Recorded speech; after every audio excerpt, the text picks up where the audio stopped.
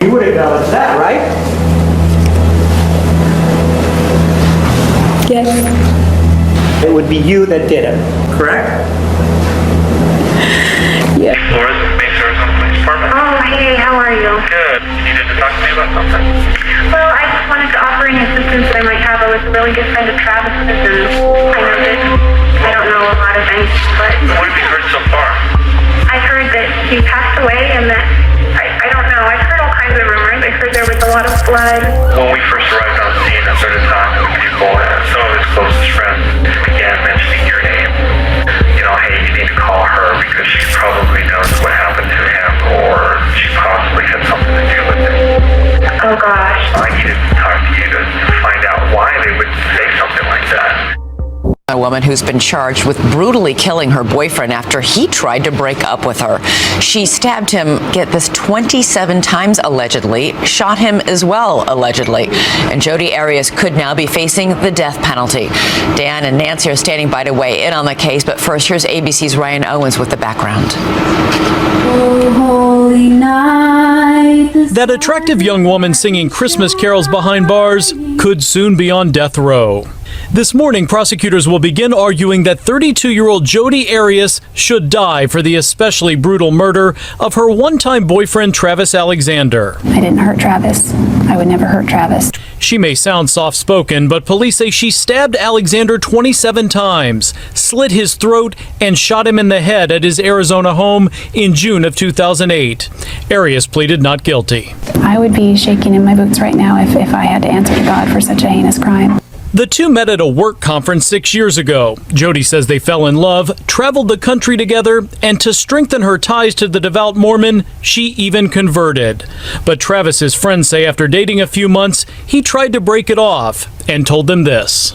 There's nothing about her that I see in marriage material or wife material, but it's hard to say no to a woman that sneaks into your house, crawls in your bed, and tries to, seduce you.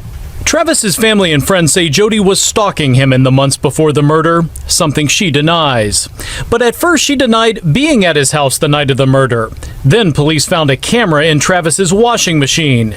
It contained pictures of the two having sex that day and even shots of Travis after he was killed. Faced with that, Jodi then told the show Inside Edition she was there but didn't do it. I witnessed Travis being attacked by two other individuals. Who? I don't know who they were. I couldn't pick them out in a police lineup. And now the accused killer is singing a new tune. A thrill of hope.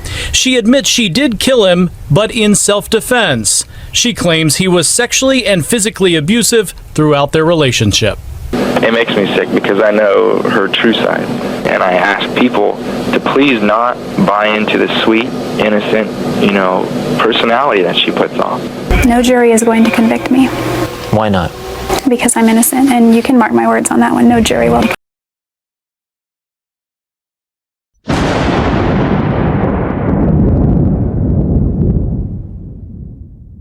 A man lies dead in his shower.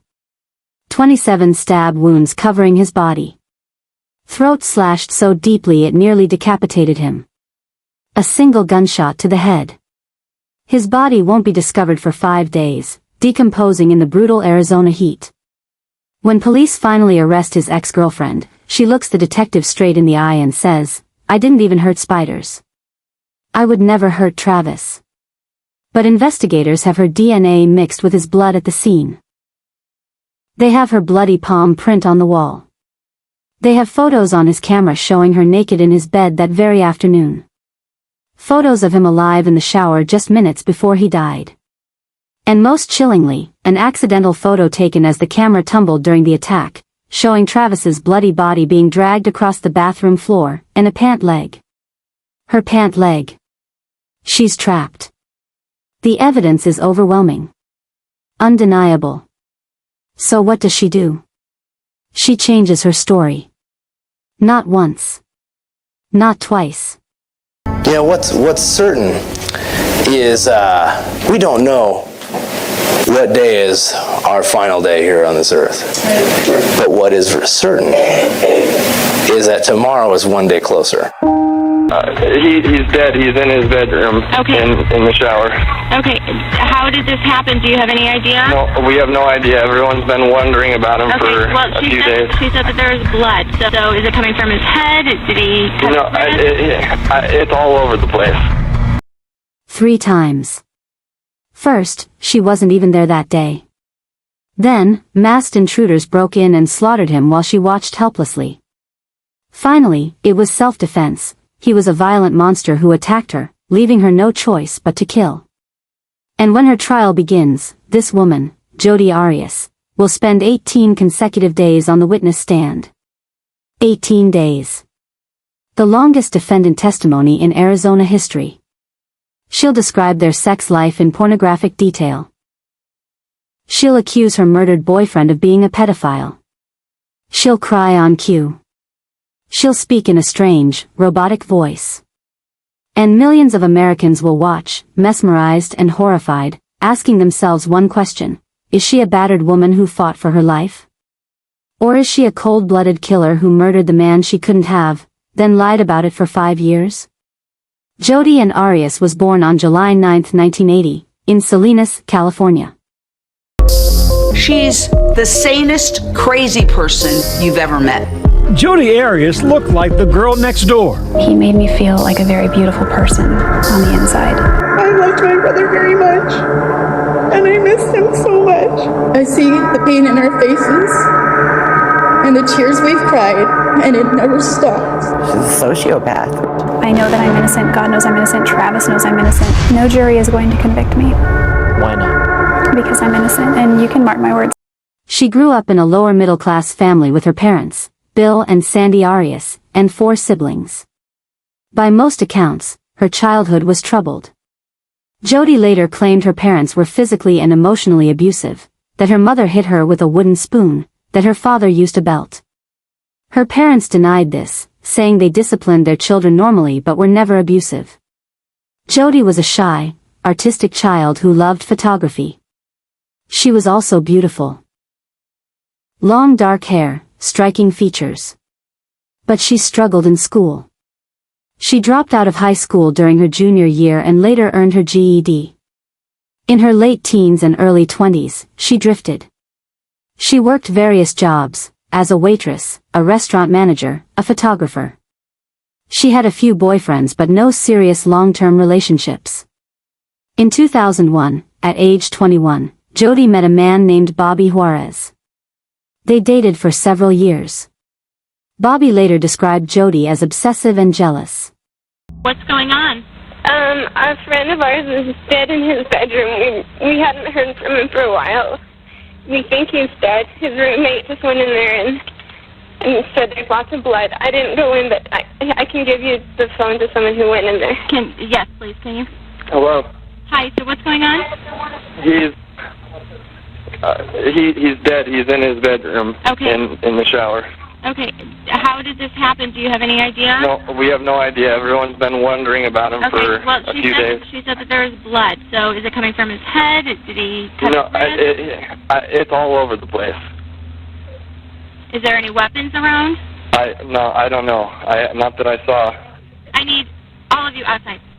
Has he been threatened by anyone recently? Yes, he has. Okay. He has an ex-girlfriend that's been bothering him and following him and slashing tires and things like that. And do you know the ex-girlfriend's name?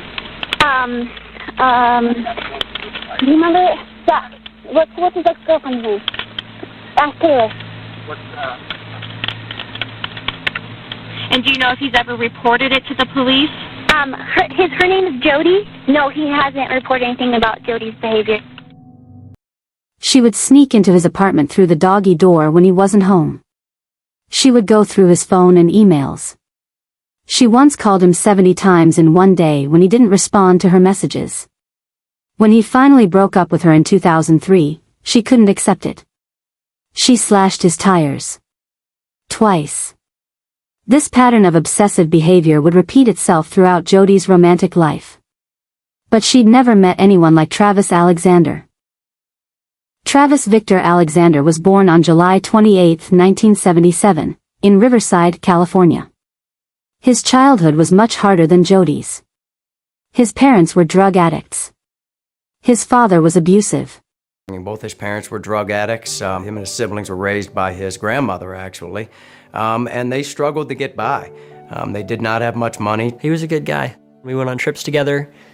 We talked a lot about philosophy and personal development and how to be a better person. He was very gregarious, very social, very easy to get along with other people, and that attracted a lot of friends and a lot of women. When Travis was 10 years old, his grandmother rescued him and his 7 siblings from their parents' home and raised them herself. Despite this difficult start, Travis thrived. He was charismatic, ambitious, handsome. He became a devout member of the Church of Jesus Christ of Latter-day Saints, a Mormon, and credited his faith with saving his life. By his late 20s, Travis was a successful motivational speaker and salesman for a company called Prepaid Legal Services. He owned his own home in Mesa, Arizona, a beautiful house with a pool. He had a large circle of friends. He was known for his infectious smile, his positive energy, his deep religious faith. He was saving himself for marriage, committed to Mormon teachings on sexual purity. He was the kind of guy everyone wanted to be around. In September 2006, Travis attended a prepaid legal convention in Las Vegas. That's where he met Jodi Arias. She was working for the same company. Their mutual friend introduced them. Travis later told friends he was immediately attracted to Jodi. She was gorgeous, flirtatious, fun, and she seemed interested in everything he had to say. They started dating almost immediately. Travis introduced Jodi to his Mormon friends. He brought her to church. Breathe until you're resting here with me, and I wanna go.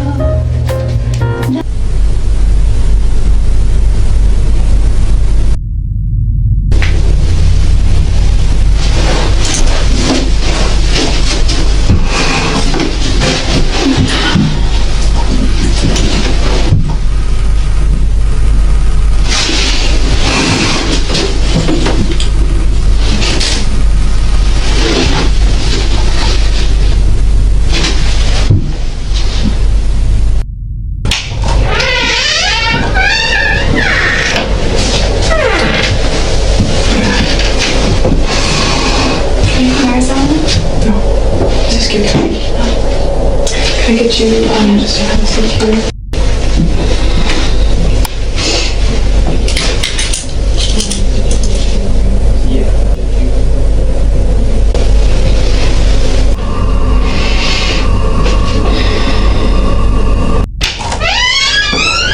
Okay, let me get those off you. So you remember me? Of course I do. I traveled all the way up here to come talk to you because, I've been working on Travis's case ever since it happened. Okay, and I know exactly when it happened, when he was killed. I know a lot of details, and just recently we found quite a bit of evidence, and I'll discuss that with you. The main thing that I'm looking for, though, is answers on why certain things happened, why they went so far, and also to get your statement. You should have at least done your makeup, Jodi. Gosh. I didn't hear you breathe. I wonder how am I still here, and I can't breathe.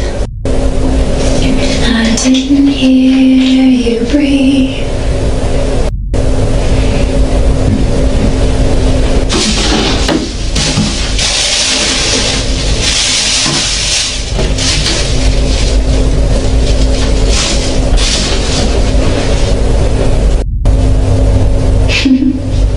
Goodness.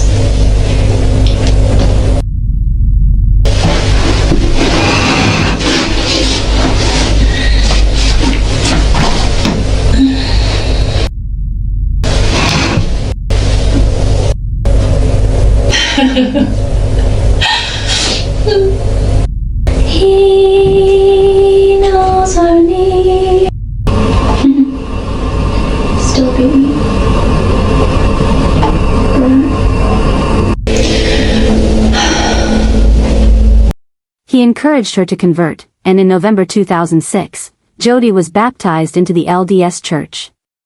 Travis baptized her himself, a deeply meaningful moment in Mormon tradition. But from the beginning, there were problems. Travis's friends didn't like Jodi. They thought she was clingy, jealous, possessive. She followed Travis everywhere. When he went to the gym, she was there. When he went to friends' houses, she showed up uninvited.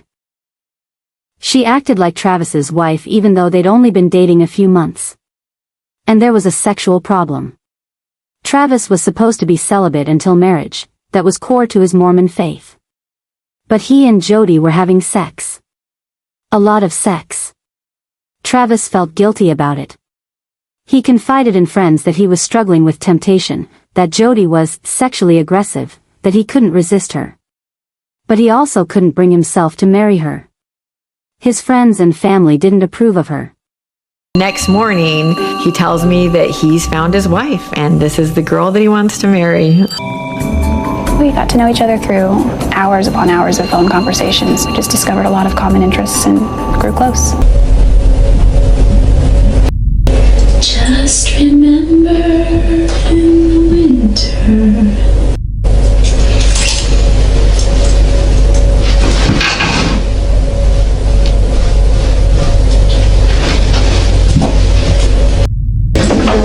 Waste, okay?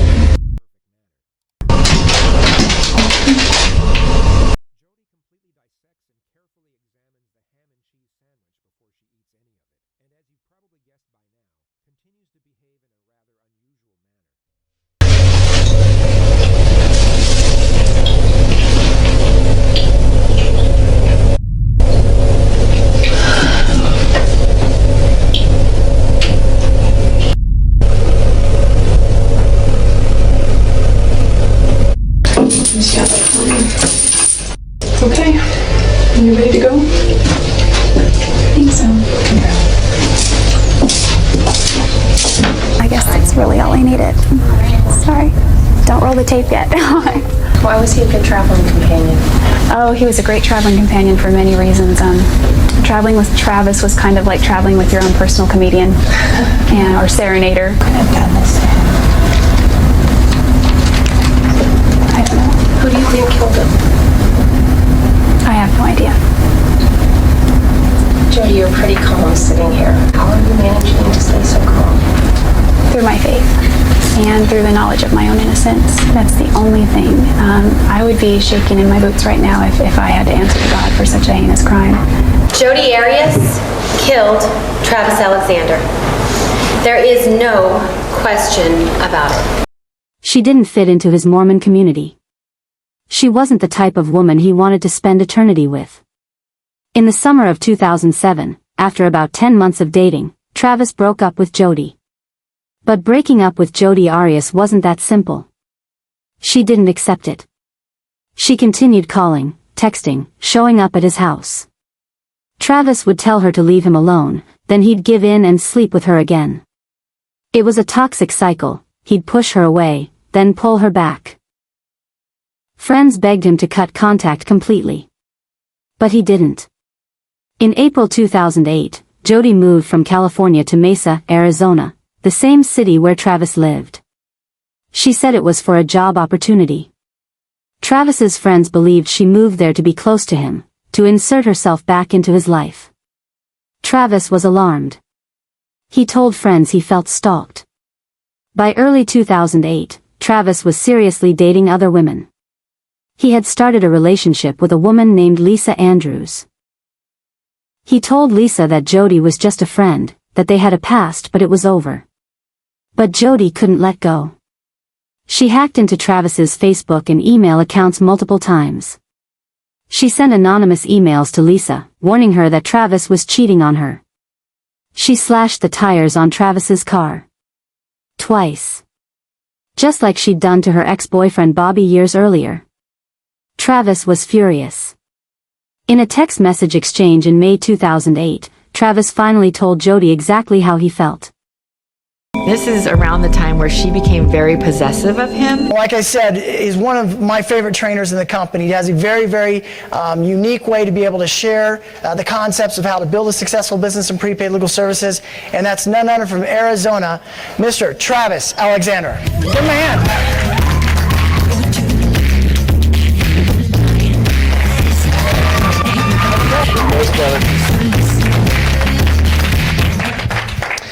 Well, good evening. You are a cheery bunch. I appreciate you being here. By show of hands, who was here a year ago when I spoke? Okay, so about half this part of the room. You guys were not. All right, so. He called her the worst thing that ever happened to me. He said she was evil, a sociopath, a liar. But even after that brutal message, they continued communicating. And they continued having sex.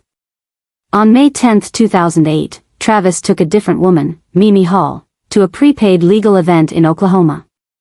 Mimi was someone Travis really liked, a good Mormon girl, marriage material. They weren't officially dating yet, but Travis wanted to pursue her. On May 26, Travis took Mimi to see the Grand Canyon. He was planning to ask her to join him on an upcoming trip to Cancun, Mexico, in June. His friends were thrilled. Finally, Travis was moving on from Jodi. But Jodi was watching. She knew about Mimi. And she wasn't going to let Travis go. On June 2, 2008, Jodi rented a car in Redding, California, about 100 miles north of her hometown of Wairika, where she was now living with her grandparents. She specifically requested a car that wasn't red. She told the rental agent that red cars get pulled over more often. She was given a white Ford Focus. Jodi told friends she was going on a road trip to visit a guy she'd met named Ryan Burns in West Jordan, Utah. But first, she drove to her grandparents' house. On the night of May 28, just a few days before her trip, someone broke into her grandparents' home and stole a .25 caliber handgun. Nothing else was taken, not money, not jewelry, just the gun. Police were called. A report was filed. The million-dollar question is what would have forced her to do it. She did not always tell the truth about what happened that night. She was scared. Scared about what had happened and scared about what she had done. She had absolutely no experience with police interrogation before. Throughout this trial, you will learn more about Jodi Arias and photographer. And so what would have forced her to have to take Travis's life on that awful day? In order to answer that question, we have to go back to the beginning. Appearances would be very important to Travis. And so while he continued this facade of being a good and virginal Mormon man, he was inwardly dealing with his own sexual issues. And in Jodi, he found somebody who was easily manipulated and controlled. Someone who would provide him with that secretive sexual relationship that he needed. Jodi was there when it happened. Or so she claimed. On June 3, 2008, Jodi left Northern California and began her drive to Utah. But her GPS data, cell phone records, and gas station receipts would later show she didn't drive straight to Utah. She made a detour. A 1,000-mile detour. To Mesa, Arizona. To Travis Alexander's house. Jodi arrived at Travis's house sometime in the early morning hours of June 4th. She later admitted she'd turned off her cell phone so it wouldn't ping off local towers. She didn't want anyone to know she was there. She said Travis was happy to see her. That they had sex. That they spent the afternoon together taking nude photos of each other in his bed and shower. Jodi accidentally drops Travis's camera. And as that camera was falling, that was enough for Travis. Because he lunged at Jodi in anger, knocking her to the ground in the bathroom where there was a struggle. Jodi's life was in danger.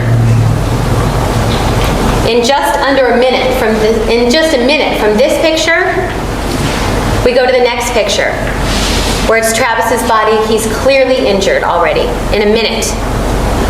Now that very brief moment of time, a minute, is not the result of premeditation. In that 1 minute, had Jodi not been forced to defend herself, none of us would be here. In that 1 minute, had Jodi not chosen to defend herself, she would not be here. This is not a case of whodunit. The person who done it, the person who committed this killing, sits in court today.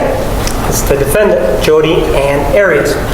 And the person that she done it to is an individual by the name of Travis Victor Alexander, a former boyfriend of hers, an individual that she was in love with, an individual that was a good man, an individual that was one of the greatest blessings in her life.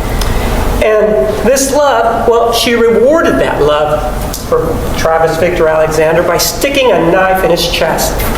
And you know, he was a good man, according to her. And with regard to being a good man, well, she slit his throat as a reward for being a good man. And in terms of these blessings, well, she knocked the blessings out of him by putting a bullet in his head. She took the knife and began to stab him when he was in that defenseless sitting position. The photos tell a story. Recovered from Travis's camera, they show Jodi and Travis having sex on his bed at 1:40 p.m. on June 4th. They show Travis posing in the shower, alive and smiling, at 5:22 p.m. Then, at 5:29 p.m., there's a photo of Travis's face. He's still in the shower, but something is wrong. He looks confused. Possibly in pain. At 5:30 p.m., there's an accidental photo. The camera has been dropped. The image is blurry, but you can make out Travis's body on the bathroom floor. Blood. A foot. And in the corner, a pant leg, later determined to match pants Jodi was wearing. At 5:32 p.m., another accidental photo. This one shows the bathroom ceiling. The camera is on the floor. Travis, what happened in those 3 minutes between 5:29 and 5:32 p.m. was pure savagery. Travis Alexander was stabbed 27 times. 9 wounds to his back. One so deep it pierced his vena cava, a major blood vessel. Began and stuck the knife in his chest. He struggled. He grabbed the knife. And when he grabbed the knife, of course that resulted in more blood. I pushed the girl who was there, and I was able to get the better of her, and I was about to run out, get out and go get some help. Except that I was then confronted by the guy. This guy started looking through my purse. And lo and behold, in my purse, believe it or not, I happen to have my car registration that shows my address, because that's what I carry around. So they knew, they being this guy, knew exactly where I lived. And he said to me, well, if you tell what happened here, the same thing's going to happen to your family. There's a different story now. Now, it's not that she wasn't there. Now, it's not that it's 2 people with whatever variation she may have provided to these national shows. Now, she admits it. It was her. She's the person who actually did this. And even though she says that, she still has a view as to the evidence. This is exhibit number 248. No jury is going to convict me. Why not? Because I'm innocent, and you can mark my words on that one. No jury will convict me. I also ask that you mark her words while you're marking the guilty verdict for her premeditated killing of Travis Alexander. I don't know why, but they were Spider-Man, and I do know, however, that the year prior, there's a child he was close with that really liked Spider-Man. I don't know if that had anything to do with it, but he was very much into Spider-Man. I was under the impression that when he was able to sleep with a woman as opposed to fantasizing about a child, he felt like more normal. as a man. So also I had seen prior to this incident many beautiful qualities about him and good qualities about him and things that were attractive about him. And I believed that this incident was a negative part of himself that he didn't want to foster, or that he was fighting or struggling against, and that he ultimately wanted to eradicate. The same caliber that had been stolen from Jodi's grandparents' house. The medical examiner couldn't determine which came first, the gunshot or the stabbing. But either way, Travis suffered. He fought for his life. The defensive wounds on his hands proved that. He tried to escape. Blood evidence showed he crawled down the hallway toward his bedroom. But Jodi caught him. She dragged him back to the bathroom. She stuffed his body into the shower stall. And then she left. She washed off the blood. She put the camera in the washing machine along with towels and other evidence, trying to destroy it. But she missed things. She left a bloody palm print on the wall. She left her hair at the scene. She left her DNA mixed with Travis's blood. It slipped. It was kind of like, the best I could describe it, like when you go to catch a football but it bounces and you kind of fumble it a little, because it didn't slip and just drop. It slipped and I tried to catch it and it kind of bounced a little and then fell on the ground and bounced and rolled onto the tile. It fell first on the mat, then it rolled right onto the tile. The mat isn't very big, it's just kind of right outside the shower. At that point, he got very angry and he stepped out of the shower. He lifted me up from the crouch position with enough force that my feet came off the ground momentarily, and he body slammed me on the tile. At that point I rolled and I ran down the hallway. I ran into the closet. I slammed the door. I start running. If you are looking at the diagram, it would be on the left side of the seat. I began running that way with my initial intent to probably run out this door. I instead went for the gun. I grabbed the gun. Right about then, Travis was opening the door. I grabbed it. I ran out into the bathroom. He ran, I believe, straight toward the door as well. At that point, I had run out of the bathroom, and I turned, and I just wanted him to stop, so I pointed the gun at him, hoping that that would just make him halt. And it didn't. Instead, he lunged at me right around the time that the gun went off, and I didn't mean for it to go off. We fell with pretty good force down in the corner, near 15, but not quite that close. It was kind of near the sink, kind of, sort of that area. And he fell kind of on top of me, but to my right. I didn't want him to get on top of me. He was grabbing at my clothes. He was trying to get on top of me. I don't know where the gun went at that point. It was not in my hands anymore. If it got knocked out of my hands or if I dropped it, what. I broke away from him, and as soon as the moment I broke away, that's when he threatened my life. I'd have no clear memories after that, at all. Things began to get really foggy after the gun went off. It's hard to describe the fear. It was like mortal terror. It really was. When he was trying to get on top of me, I thought he was, and then he threatened my life. I really thought he had intentions to kill me. So I don't remember any specifics of what happened right after that point. Then Jodi got back in her rental car and drove to Utah. She arrived at Ryan Burns's house around 10:30 p.m. on June 4th, about 17 hours after killing Travis. Ryan later testified that Jodi seemed normal. Happy. They watched movies. They kissed. She spent the night. The next day, they attended a prepaid legal event together. Ryan noticed Jodi had cuts on her hands. She said she cut herself on broken glass at her Margaritaville restaurant job. But Jodi didn't work at Margaritaville. It was another lie. Meanwhile, in Mesa, Travis's friends were worried. He wasn't answering calls or texts. He'd missed an important conference call. On June 9th, 5 days after the murder, Travis's friends went to his house. They found him in the shower. Decomposed. The smell was overwhelming. They called 911. Police arrived and immediately suspected foul play. This wasn't a suicide or an accident. This was overkill, a crime of passion. Someone had been enraged. Someone close to Travis. Detectives started interviewing his friends and family. Within hours, multiple people mentioned the same name, Jodi Arias. The ex-girlfriend. The crazy one.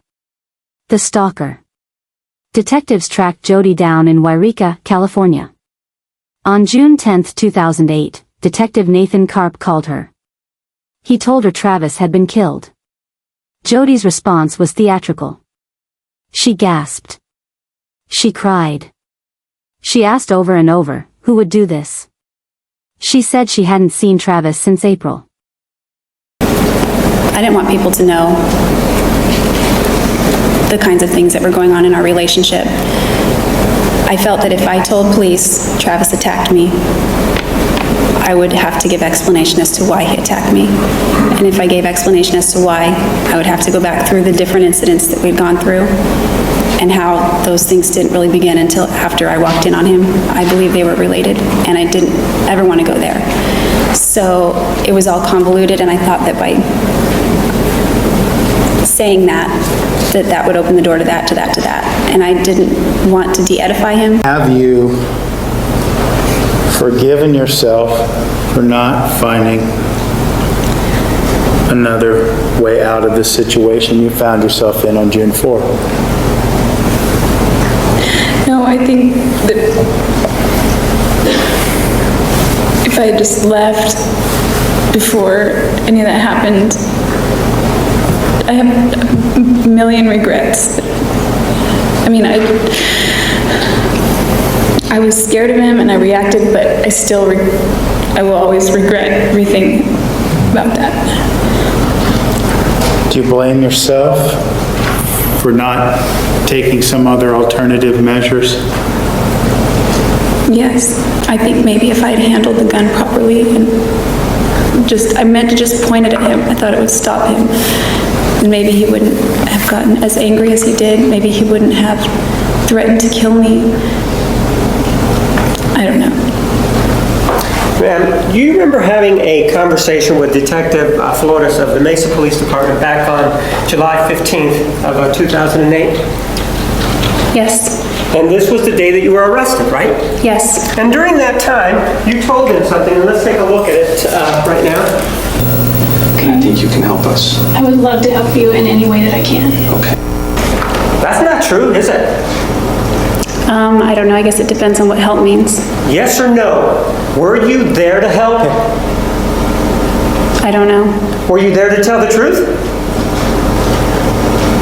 No. That wasn't the truth, was it? That you were there to help him, was it? No, that was not the truth.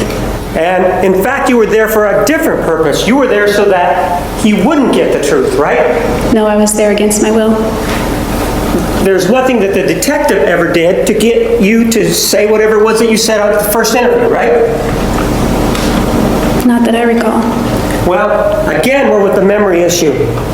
Ma'am, are you having problems remembering what happened back on July 15th of 2008? No. So he didn't do anything then, right? Anything what? What are we talking about, ma'am? Are you again having problems understanding what's going on? Your Honor, if she can't understand his questions, that's... Overruled. Your answer. I don't understand his question. Ma'am, the detective didn't do anything during the interview to cause you to lie, right? No. So with this interview, you then started to talk about whether or not you had been in Arizona, right? Yes. You said no, you hadn't been in Arizona, right? That's right. That's an absolute lie, right? Yes. And the reason that you didn't want to admit to being in Arizona is because you knew that you had killed Travis Alexander, right? Yes. Ma'am, after that interview, you then had another chance to have a conversation with Detective Flores the next day, right? Yes. And again, it was a voluntary conversation, wasn't it? Yes. And it was the same situation as the day before, right? Where he sat down, he asked you questions, right? Yes. That's when you changed your story, didn't you? Yes. Because you did not want any consequences with regard to the killing of Travis Alexander, right? I wasn't concerned about consequences at that point.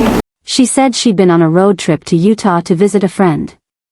She acted shocked, devastated. Detectives asked her to come to the station for an interview. On July 15, 2008, Jodi voluntarily drove to the Wairika Police Department. The interview was recorded. It's one of the most disturbing pieces of evidence in the case. For hours, Detective Flores questioned Jodi. She stuck to her story. She wasn't in Arizona on June 4th. She was driving to Utah. She never stopped in Mesa. She and Travis were just friends. She had no reason to hurt him. But Flores had evidence. He told Jodi they'd found her palm print in Travis's blood at the scene. He told her they'd recovered photos from Travis's camera showing her there that day. He told her they had her hair. Her DNA. Jodi's demeanor changed. She did yoga stretches. She stood on her head. She sang softly. She acted bizarrely calm for someone being confronted with murder evidence. And then, finally, she said it. Okay. Then you just said that you were going over to the closet area to get the gun, right? The corner. The corner, right? And as you are in that corner, he's coming in through the door, right? Yes. But man, this is a very small closet, isn't it? No, it's bigger than the cell that I live in. It's bigger than what? It's bigger than the cell that I live in. It's not a small closet. Ma'am, we don't want to know where you live in. Do you understand that? I'm just using that as reference. It's not small. Do you understand? Did I ask you where you were living? No. We're clear, right? We do not want to know where you're living right now. Do you understand that? Okay, sorry. You run into the bathroom, don't you? Yes. You're in a hurry, right? Yes. You want to get away, right? I want him to not get close to me. Well, you want to get away. That's what's going on, right? I want him to not get near me. That's what's going on. And so what you do then is, according to you, is you then go in here and then you pivot, right? Or turn around. Yes. You have the gun. Which hand do you have the gun in? Both. So you have it out like this with both hands outstretched? Yes. Correct? Yes. And so you have the gun outstretched and he's still not there yet, right? He's still in the closet. He's coming out the door as I turn. So he's at the door now, right? And according to you, he is on you when you shoot him, right? Not quite on me. I think the gun went off and then he impacted me right shortly after that. And in fact, according to your testimony on direct, he falls on top of you, right? He lunges at me like a linebacker. Here's what really happened. She launched into her second story. 2 intruders, a man and a woman, broke into Travis's house while she was there. The man had a gun. The woman had a knife. They attacked Travis. Jodi tried to run, but the man pointed the gun at her and told her to stay. She watched, helpless, as they stabbed Travis. Then they let her go. She fled. She was too scared to call police because they'd threatened to kill her family if she talked. Detectives didn't believe a word. Why would intruders let a witness go? Why didn't Jodi have a single injury if there was a violent struggle? Why were her DNA and palm print mixed with Travis's blood? On July 15, 2008, Jodi Arias was arrested and charged with first-degree murder. She was extradited to Arizona. And for the next 4 years, she sat in jail, awaiting trial. In September 2008, just 2 months after her arrest, Jodi gave an interview to the TV show, Inside Edition, from jail. It was surreal. She smiled. She acted flirty. She said, "No jury is going to convict me." When asked if she killed Travis, she said, "Absolutely not. I had no part in it." She was still sticking to the intruder story. But by the time her trial began in January 2013, Jodi had changed her story again.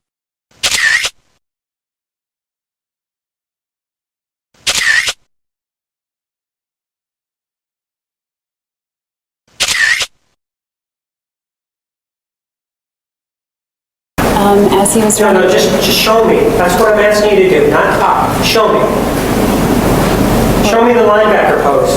He got down and... Well, show me the linebacker pose. That's what I'm asking for you to do. Okay. He went like that, and he turned his head and grabbed my waist. Just like that, correct? Pretty much. And he grabbed your waist, right? I can't say it's just like that, but that's what I remember. No, just I want, without talking, just show me the pose. He got down like that. Like that? Yeah. All right, go ahead and have a seat then. After he came at you, ma'am, and that happened, did you go down? We both went down. And he's still not dead, right? Definitely not. He's very angry. He's very angry, and this is seconds afterwards, right? Yes. Is he on all fours now? He's on the side of me, grabbing at my clothes and grabbing at me. What happens then? I break away from him, and he screams out, "Fucking kill you, bitch." And then what do you do? I don't really remember. I just remember... I don't remember anything at that point, so I would be speculating. So you don't remember a single solitary thing after that, right? For the third time. Now, she admitted she killed Travis. But it was self-defense. Travis, she claimed, was not the good Mormon boy everyone thought he was. He was abusive. Violent. A sexual deviant. He forced her into degrading sex acts. He was addicted to pornography. And on June 4th, when she arrived at his house, he flew into a rage. He body slammed her. He attacked her. She ran to his closet and grabbed the gun he kept on a shelf. When he charged at her, she shot him. Then, somehow, she can't remember the details. She blacked out. The next thing she knew, she was standing over his body. The knife was in her hand. She'd stabbed him 27 times. But she didn't remember doing it. It was a fog. A dissociative state caused by trauma. The trial was a media sensation. Court TV live-streamed every moment. Millions of people tuned in daily. It was the biggest trial since Casey Anthony. The prosecutor, Juan Martinez, was aggressive, theatrical, brilliant. The defense team, led by Kirk Nurmi and Jennifer Wilmot, had an impossible task, making Jodi sympathetic. The defense called Jodi to the stand. And she stayed there for 18 days. 18 consecutive days of testimony. About his friend who stalked him and slashed tires and ruined his car and stuff. So I was just scared like maybe she had done something and so I went over there, but I had my mom on the phone just in case something really weird was happening. And so, Well, the worst outcome for me would be natural life. I would much rather die sooner than later. Longevity runs in my family, and I don't want to spend the rest of my natural life in one place. You know, I'm pretty healthy, I don't smoke, and I would probably live a long time. So that's not something I'm looking forward to. I said years ago that I'd rather get death than life, and that still is true today. I believe death is the ultimate freedom, so I'd rather just have my freedom as soon as I can get it.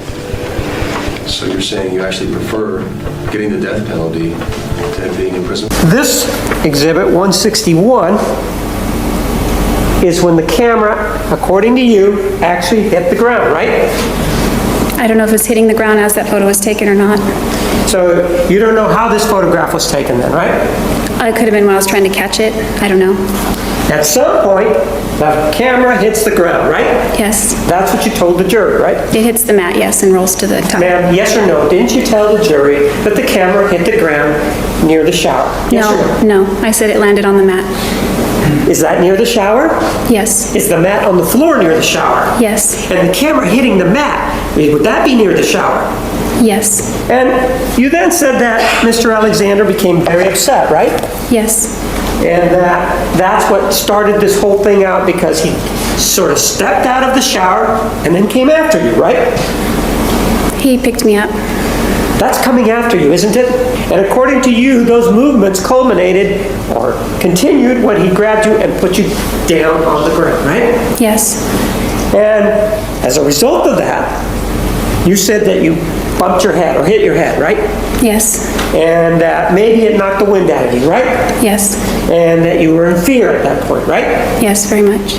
And you were able to fight him off so that you could get away, right? I rolled. You roll away and you begin to run down the hallway, right? Yes. And then you went into the closet, right? Correct. According to you, that's where you went and obtained the gun, right? Yes. When you went into the bathroom, you were able to turn around, if you will, and now you had the gun in your hands, right? That's what you told us, right? Yes. And that's when he was coming at you in this linebacker pose, right?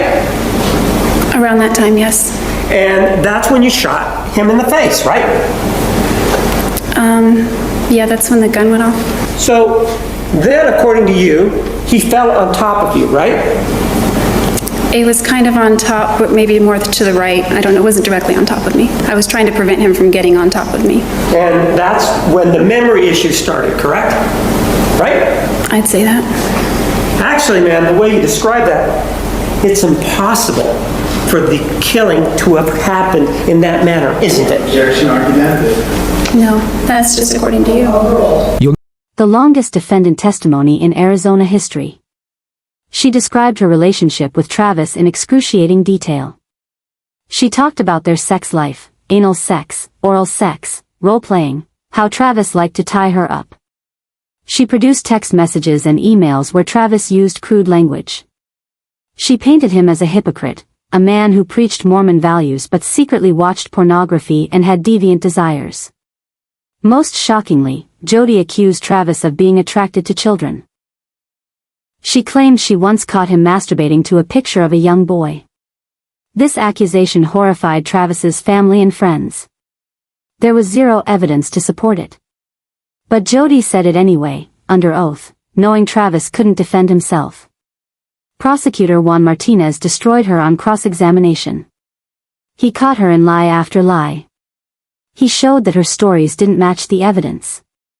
He pointed out that she'd lied to detectives, lied to friends, lied under oath.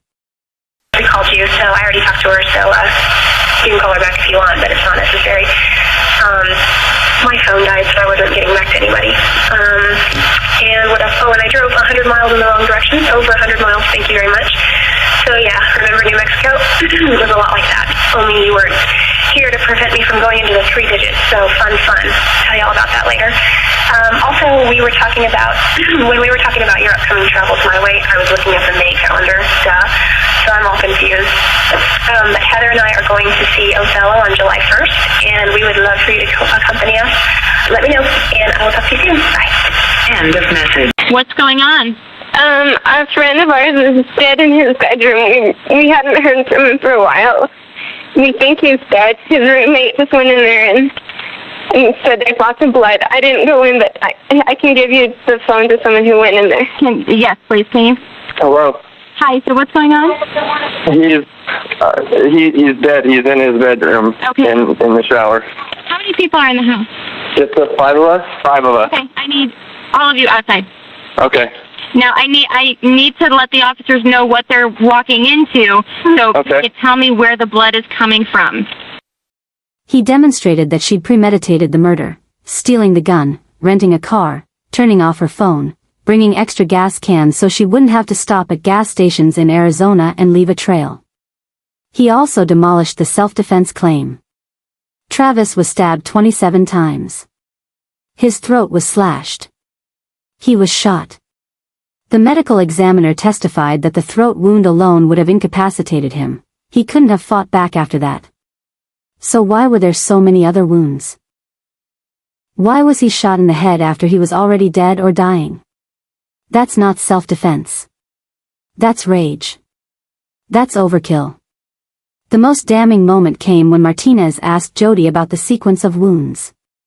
If Travis attacked her and she shot him in self-defense, he would have collapsed immediately from the gunshot. He couldn't have continued attacking her.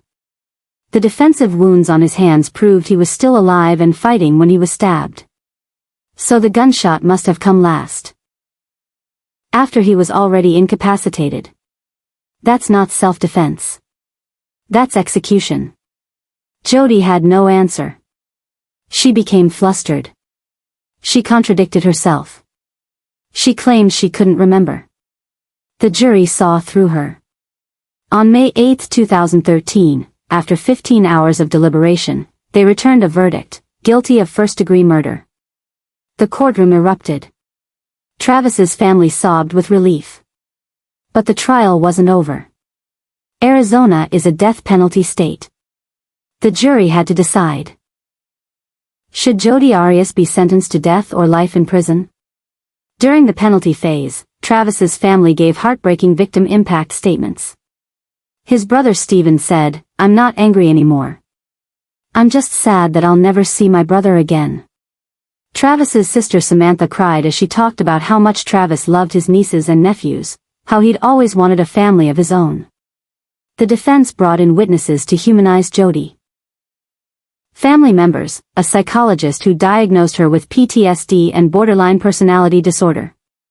They argued that her troubled childhood had shaped her into someone who couldn't handle rejection. On May 23, 2013, the jury voted unanimously for the death penalty. But Arizona law required a second penalty phase jury because the first jury had deadlocked on other issues. A second penalty phase began in 2014. This jury deadlocked 11-1 in favor of death. Under Arizona law, when a penalty phase jury deadlocks, the judge decides. But in 2015, before Judge Sherry Stevens could impose a sentence, the U.S. Supreme Court ruled that Arizona's death penalty sentencing procedure was unconstitutional. Because of this ruling, death was taken off the table for Jodi. On April 13, 2015, Judge Stevens sentenced Jodi Arias to life in prison without the possibility of parole. She is currently incarcerated at the Arizona State Prison Complex in Perryville. Since her conviction, Jodi has given multiple interviews from prison. She continues to claim she acted in self-defense. She has appealed her conviction multiple times. All appeals have been denied. In 2020, her legal team filed a petition for post-conviction relief, arguing ineffective assistance of counsel. That petition is still pending as of 2025. Jodi has also tried to profit from her notoriety. She attempted to sell artwork from prison. Tracings of photographs she claimed were original drawings. Controversy erupted, and Arizona passed a law, nicknamed the Jodi Arias Law, preventing convicted criminals from profiting off their crimes. The case spawned multiple TV movies, documentaries, and books. Lifetime made a movie called Jodi Arias, Dirty Little Secret, in 2013. CBS made Bad Behind Bars, Jodi Arias, in 2023. Countless podcasts and YouTube channels have analyzed every detail of the trial. But behind all the media attention is a victim. Travis Alexander was 30 years old when he died. He had dreams. He wanted to get married, have children, continue his motivational speaking career. His family loved him deeply. His friends described him as one of the best people they'd ever known. Yes, Travis had flaws. He struggled with sexual temptation. He said cruel things to Jodi in anger.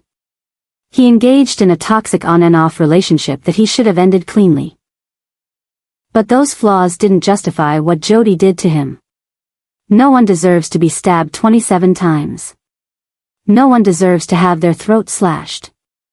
No one deserves to die alone, terrified, in their own bathroom. The question people still debate is, why? Why did Jodi do it? Psychologists and true crime experts have offered theories. Some say she has borderline personality disorder. She feared abandonment so intensely that she'd rather kill Travis than lose him to someone else. Some say she's a narcissist who couldn't handle rejection.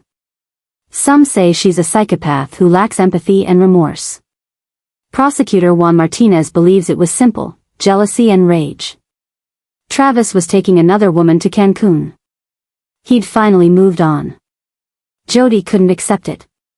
So she drove 1,000 miles, killed him, and staged it to look like a burglary or random attack.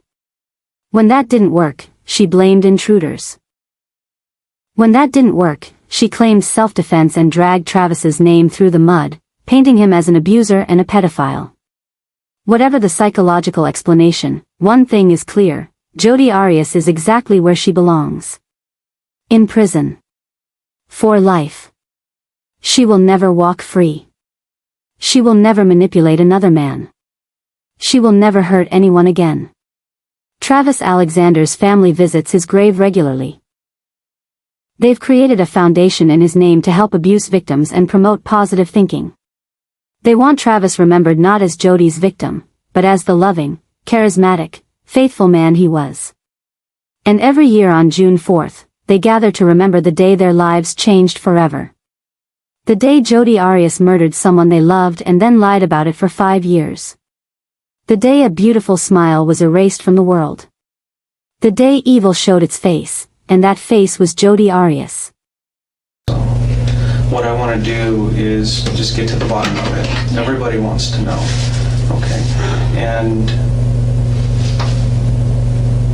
so I'm going to ask you some questions. You can voluntarily answer them if you want. Okay? Is that cool? Yeah, that's fine.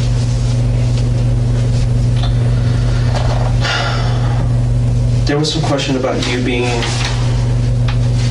well, let's start with this. What have you been up to since Travis's death? What have you been doing? Well, I've been working. I haven't been really working in prepaid legal. There's not a whole lot here in this marketplace, which is... It's kind of small here.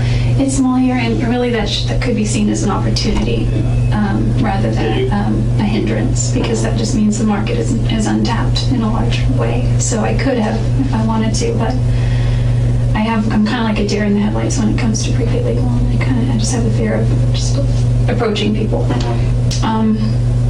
So I've been working at a Mexican restaurant on the north end of town. I've been kind of in a daze, at least for the first few weeks. Like everybody, Yeah. I know that a lot of people have been posting on Facebook really nice things, and memories, and at one point I was like, well, maybe I should do that. So I posted this thing, and I just said all my memories, and I realized looking back on it that it kind of sounded immature. It's more like my Dear Travis kind of letter. And so I took it down because... More personal? Yeah, some of it was detailed, a little bit more personal. Not too personal, nothing inappropriate. Just, I just felt funny. I think because I'm a photographer, I tend to communicate more through pictures, so I posted a ton of pictures that I had of him, and I have a ton more that I just can't access right now. And videos and things that I know his family would want, but so I posted pictures and I took that down, and I posted something last week, but other than that I've been on Facebook and MySpace a lot, looking at his profile, looking at his pictures, reading things about his obituaries and any news updates, and there's legacy.com where you can write something about him. I've seen a lot of those postings. I didn't realize until I actually spoke with Ryan Burns. He told the guy that's in Utah. And we've been talking a lot, and we try not to talk about that because it's kind of like, ugh. And plus, Travis is my ex-boyfriend, but at the same time, he's my friend. So while I'm mourning my friend, how do you talk to your new potential, possible, maybe person that you might start dating about your friend, even though he was your ex-boyfriend? So it's kind of a gray area. I try not to talk about him too much, but he comes up a lot. And it was through him that I learned that he said, if you come out to Utah, things are really weird because everyone thinks that you could have had a hand. And I've talked to a lot of people, and everybody's pointing a finger at you. I know. Everybody is saying, I don't understand what happened to Travis. I don't know who killed him. But you need to look at Jodi. And sometimes the simplest answers are the correct ones. And that's one of the reasons I started looking at you a little bit closer. And over the last month or so, I've gotten into Travis's life, talked to all his friends, his family. I got a really good understanding of who he is now. And I got a very good understanding of your relationship with him. And I'm kind of just putting two and two together. Well, and it kind of matches. So one of the reasons I'm here is to talk to you to figure out what was going on between you two. I know the relationship that you guys had was of convenience sometimes. Obviously you weren't boyfriend and girlfriend anymore, but you were still having a sexual relationship, which, Does his family know about that? Just curious. No, his family doesn't know anything. Yeah. I'm interested in protecting how he's remembered as well, and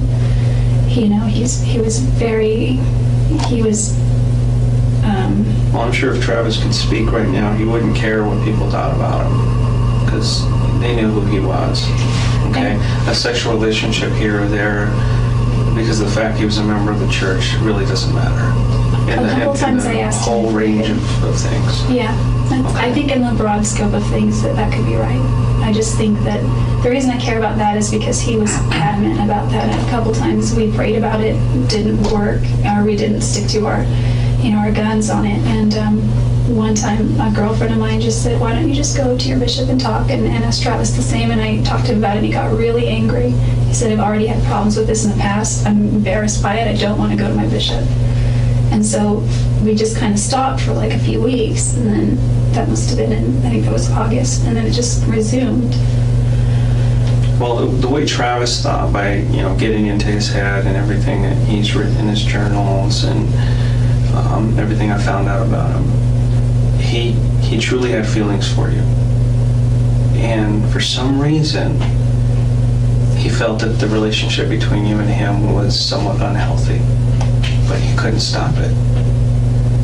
And I assume that's probably maybe the same way you felt about him, or maybe you didn't understand why he didn't believe it was healthy. No, I didn't think it was healthy either, spiritually at least, and probably emotionally, but mostly spiritually. And I think that kind of, once you have something that's not healthy spiritually, it filters through all aspects of your life.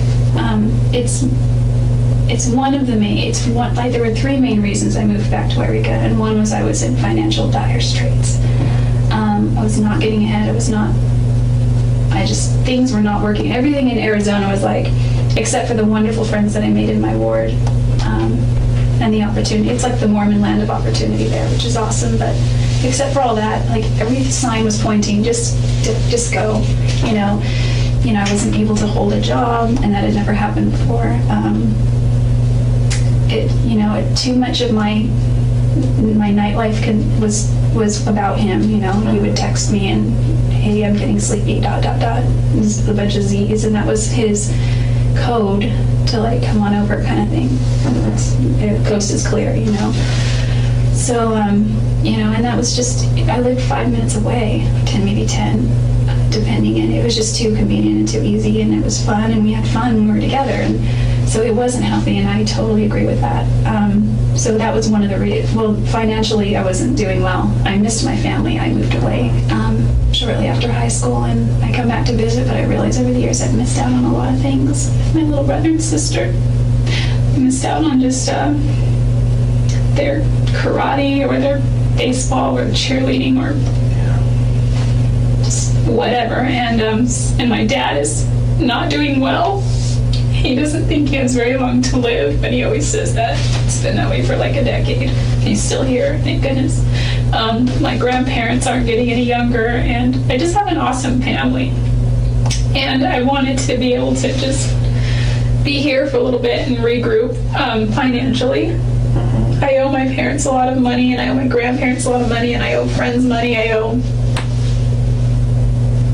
my the guy that I bought a house with, I owe him a lot of money. He doesn't ask me for it, but I intend to pay him back because he really footed the bill on the mortgage for a few months. And the third reason, and I like to put this third because I like to think that second to those reasons I would have been strong enough somehow, but the third reason was to put a physical distance between Travis and I, because I know that he really liked Mimi, and he said he did. And I kind of felt guilty. I mean, I know they weren't dating, but I just felt guilty somehow, and I didn't know Ryan at the time. I met him in March in Oklahoma City, and it was just brief, and I remember seeing him and saying, oh, I really want to go say hi to him, but he was surrounded by people, and he was kind of unapproachable. And he says he remembers meeting me too. And it wasn't until Zion, my friend, texted me, and I think I told you that when I was giving you. And this is all after. This is all after. You broke out. Oh yeah. Broke up with Travis. Everything was all over. As far as the timeline, we broke. It was kind of a mutual thing, but I sort of more broke up with him. Yeah. And it was hard to do because I really loved him. But I just realized that without trust, you can't have anything, and I had violated his trust. Is that the main reason you guys broke up? Is the trust? Trust. I think that there's not that the relationship was unhealthy because of the sexual activity, promiscuity, but just that you guys couldn't trust each other. I think that, and this doesn't make it right, I think that, being a convert, I've had a couple of serious relationships before where I was intimate with a few people, and it's kind of silly, but I used to always joke that regardless of what the Bible says, and yes, I'm Christian, I just live my life by the 10 Commandments, and those are my rules. Thou shalt not this or that, but it doesn't say thou shalt not fornicate. So I just used to joke about that, and it's a bad philosophy. I think that with Travis, there was a part of me that felt really guilty because there was something inside that thought this is nice for instant gratification, but you're destroying what you could have with Travis. And that's why we did pray about it. I remember we knelt by his bed once, and surprisingly he suggested it. Normally, I would suggest that we pray before we go on a trip or before we eat if we're alone. It was kind of unusual for him, huh? Yeah, because he was very resistant to prayer with me.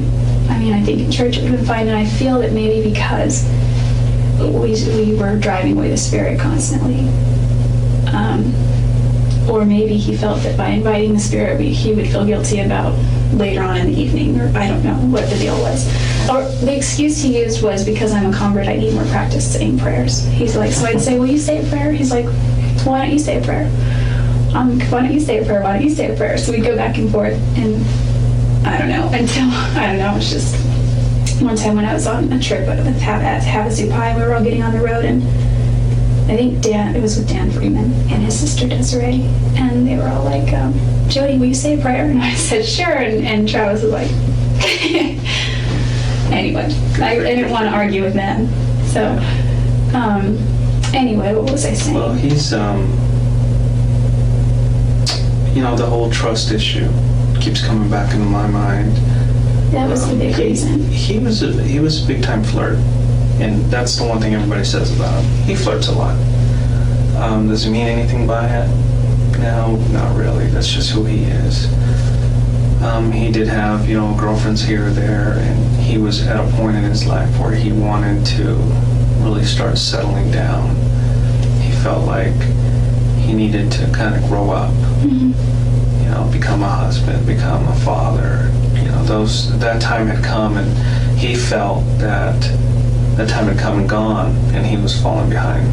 He told me that too. He said he felt like his time was running out, and I told him that, despite the fact that he's not going to be in a singles ward very much longer, he still has a lot of options. He's still a very eligible bachelor. And he just didn't see it that way. He was like, you don't understand. He was like, that might be true, but my chances are severely reduced once I turn 31. It was like this ticking time bomb. Finding a good Mormon girl, was difficult because in that church, that most of the girls get married in their early 20s. Yeah. He said he didn't want to marry a girl in her early 20s because he said that he noticed a lot of pattern in the church with girls that married between 19 and 24, so to speak, would they'd start having babies and growing their family, and then they would look at their single girlfriends who are still having fun with no responsibilities, and they would regret getting married. And I think if you're strong in the church, it's not so much a problem, but... Yeah, it depends on who you surround yourself with, too. If you surround yourself with the right people, it's a different story. But, that's where he was. And did you guys ever discuss possibly getting married or anything? When we were dating, we did. Okay. Once we broke up, he brought it up. He actually proposed to me a lot of times, but he wasn't serious. I think he was serious once, and it was when we broke up. And that was really hard because we were on the phone, and it was just like none of that stuff should be done on the phone anyway, but I was hundreds of miles away. And I told him that I loved him. We didn't say I love you during our relationship, but we said it afterward. It was weird. I said, you know what, this isn't, breaking up with him on the phone wasn't really the way I wanted to do it, but it was kind of a situation that had just come to a point where it just couldn't be ignored anymore. And Let's move to after the breakup. oh, okay. What kept you in Mesa at that point? I actually moved to Mesa a few weeks after we broke up. Really? Mm-hmm. I mean, as far as the timeline goes. But, I mean, if you want to call it our official breakup, shortly thereafter, it's like we were still seeing each So other. you guys were seeing each other, but it was a long distance type relationship. It was always long distance when we were officially dating. We dated from about the beginning of February to about the end of June. So February, March, April, May, June, about 5 months total. Okay. In June of 2007, you guys broke up, and then you moved to Mesa. Yeah, I moved to Mesa sort of. Most people, when they break up, they kind of go their own way. And the plans were already in order for me to move there. I was already speaking with a friend who was, you know, was going to be her roommate, and I was her roommate for a short time. She's kind of flighty. She's a great girl, though. I had talked to Travis about maybe going to Southern California instead. Okay. And he's really persuasive. He persuaded you to stay there in Mesa? He kind of was playing up all the advantages if I did come to Mesa. And if I did, you know, he said, you know, it's a great place. We could still see each other and hang out on occasion. This church is very strong. You know, you'll make a lot of friends. And I already knew all this stuff prior because we talked about that. You know, and so I went ahead and just made the move. It sounded at the time like a good idea. And you guys continued to kind of see each other at that time? Yeah, at the time I was sort of living more across town over by Greenfield. Do you know where that is? Yeah. It was up Greenfield near Broadway. Greenfield and Broadway were the nearest cross streets. And that's where the girl that I was originally talking with, I moved in with her. Yeah, it's kind of far from Travis. Yeah. The thing about her, and just to give you a background of why I moved suddenly, she approached me the weekend after I got there and said, hey, she knocked on my door, can I talk to you for a second? I said, sure. And she moved in with her boyfriend, and they were engaged. Okay. And she said, hey, I just wanted to let you know that Scott and I went to Vegas last weekend to tie the knot. And I was like, really? And she's like, yeah, we haven't told anyone, but we didn't want to live in sin. So we're gonna, and she had already been sealed in the temple once and was waiting for her cancel. Or her sealing to be... Yeah, to be canceled. So they were going to have a civil wedding on a beach in Oregon. And they did that the following weekend. She told me that on a Monday or Tuesday. It was the beginning of the week. And she said, the reason I'm telling you that is because I'm getting married this weekend. And I have to go out of town a few days ahead of Scott, you know, to make arrangements. And now that he's a married man, we don't feel it's right that you be here in the house. Yeah. She's like, I don't want to inconvenience you, but is there any way you could stay with somebody else or just find another place? At the time I was waiting on a house in Gilbert because I already knew they were getting married, so I was kind of looking anyway. And there was a great girl named Brenda, and she was waiting on her keys for the mortgage to go through, and it was a great ward, and it was a great house, and it was brand new. Construction and all that. It was really nice. But she didn't get her keys for months and months. I think she's in the house now, but I don't know. I haven't talked to her. So I scrambled. I went to the Institute. I wrote down a bunch of phone numbers. I called them all, a lot of them. I got voicemails. One girl that answered, her name was Tiffany, and she knew Travis. And she was at his services in Arizona and as well. And we've just remained friends sort of like on MySpace and Facebook and that kind of thing. But she said, hey, sorry, that's an outdated posting. I forgot to take it down, but go to this website. So ldshousing.net, I went there. I made 3 phone calls for the places that were within my price range. I didn't think to look where they were. The one girl that called me back, her name was Shannon Derricott. She said, here's my place, here's the directions. Go ahead and go out and come see the house. It was available, so we did. No, go ahead. You have to get that? No. Okay. So I moved out there, and when Travis found out it was so close to him, he freaked out about it. And I made sure to check that it wasn't, that we wouldn't be in the same ward. And it was within his ward boundaries, but it was also within another singles ward boundary. So of course I'm gonna go the other one, because it would just be kind of weird. I mean, I didn't know about him and Lisa at first. So I don't know if they were even dating at that time. I don't know what their whole timeline was. But it still would have been weird, and it wouldn't have made Travis very During that time that he was seeing Lisa, did you continue to see him as well? Yeah, and I didn't know that he was seeing her. Okay. But he would call you and have you come over? Yeah. I know there was a time when you, I guess, were cleaning his house too for extra money or something. Yeah, I did that. He hired you? Yeah, I did that because he knew that I was struggling, and he's like, I've been doing the math, and that happened pretty much right on. I think that started in August. He's like, I've done the math, and I feel that I can be more protective. My time is more valuable than X amount of dollars per hour, so why don't I pay you this per hour, and I'll work, and you can make a little bit of money. Okay. So that helped. That makes sense. And that was around the same time frame as the move and back and forth? Yeah, it was like a few weeks after the move. I was still living with Rachel over on Greenfield. Before, when that started. And he sent me this picture, and he's like, this is your uniform, have it by Friday or Thursday or whatever. And it was this French paint thing. I was like, no. Yeah, that's him, typical. Yeah. Like I said, he's a very flirty guy. And he is. Now, obviously the Rachel relationship, or not Lisa relationship didn't work out. And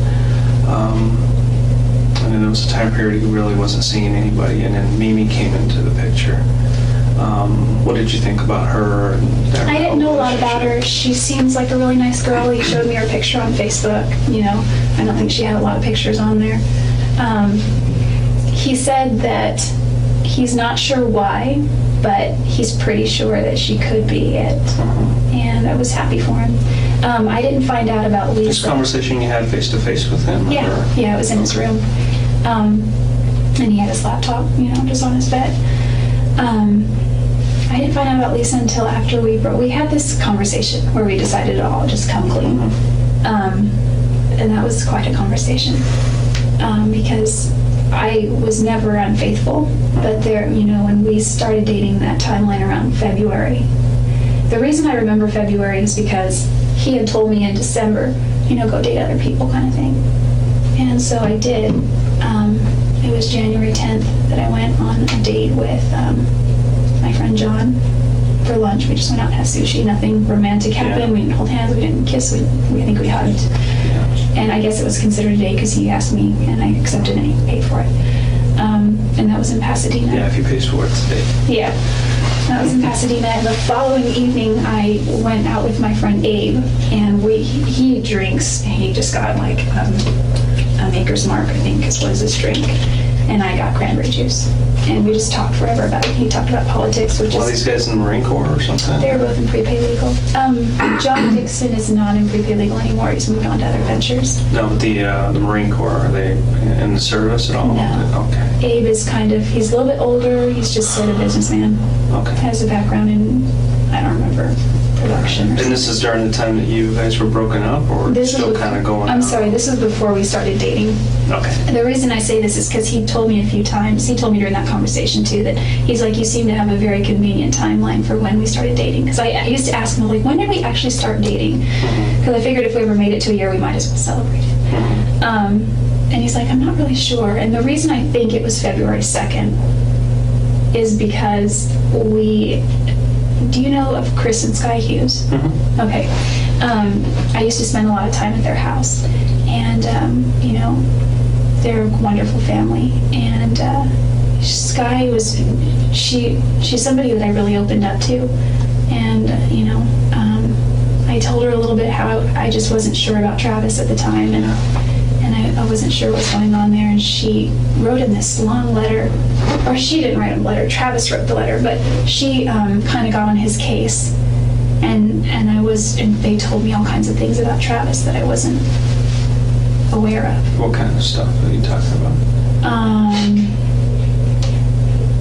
They said if I don't get away from Travis, I'm going to become just like Deanna, which is his other ex-girlfriend. Yeah. do you want to waste 6 years of your life waiting for him? Because he can't commit.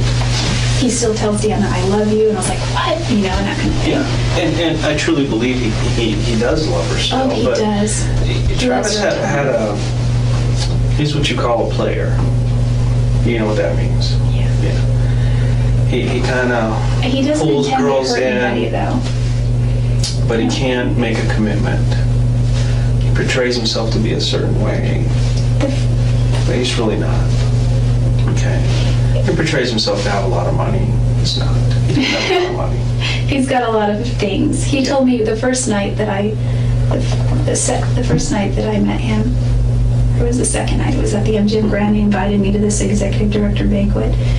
And, he was kind of talking about what his earnings were the last year and how he almost made his 6 figures and that kind of thing. And then he leans in and he goes, in this business, you have to show off your money a little bit. And in prepaid legal, it is. People want to see that you're actually being successful. So, he's done a good job with that. It's about making money. Yeah. Anyway, what was I saying? Oh, so Chris and Sky were by the end of the conversation, they started calling me Deanna. And I was just like shocked. I didn't want to, the last thing I wanted. How did you feel about that? My biggest concern was losing respect in their eyes because I really, really looked up to them. And I thought I would have laughed it off, and I thought it was kind of funny, but I feared inside that I was losing their respect. So when I talked to him next, I was like, what do I do? What do I say? And he ended up writing this long, long, long letter to Sky saying, I just got off the phone with a very reluctant to talk to me Jodi, And she wrote back saying something to the effect like, I wouldn't want my sister to date you. Why do you kiss Jodi in the dark and then act like you guys aren't even together in the daytime? Things like that. That's a good statement because that kind of sums up the relationship that you had with him. It seems like he liked you, he loved you. He wanted to be with you, but he was reluctant to make a commitment first off. And truly, he didn't think that you were marriage material. And I don't know why not. I mean, I see you. You're a wonderful girl. You're struggling. You're trying to make your way through life, and I don't see why you guys couldn't have made it. I think we have very different philosophies on a lot of ways. We would argue about the dumbest things, and he would just want me to admit that he was right, and I would happily do that. Well, that's a man thing. And I should have just known better and admitted that. I eventually learned how to argue with Travis, and Talk to my wife. She's like, okay, fine, you're right. Yeah, eventually that's what I began to do with him. It's like the more I just agree with him, the sooner the argument gets over, and the sooner we can make up. And the makeup was always great. There were so many times where I just couldn't wrap my mind around what he would. I could, but I would try to get him to do the same for me. Like there was a time when I broke down on the way to LA once when I was going to watch Chris Hughes do a training, and this was January, mid-January maybe of 2007, and my car got a flat tire, so I had at the time roadside assistance because my car was still under warranty. And they went to take the car in to change the tire and realized that when they sold me the car, they didn't give me the wheel lock key. For anti-theft, there was wheel locks. So I had to get a hotel room. I had to get my car towed. It was a big nightmare. And I was kind of hungry. It was dinner time. It was 7:38, and it was dark because it was January. And the tow truck guy said, there's a Denny's 2 blocks down here, and there's a Jack in the Box there, and he was driving me to the motel. I said, is there an IHOP around? Because I really like IHOP. He's like, yeah, but it's kind of like 5 miles back in the other direction. I was like, okay. He's like, I can drive you there if you want.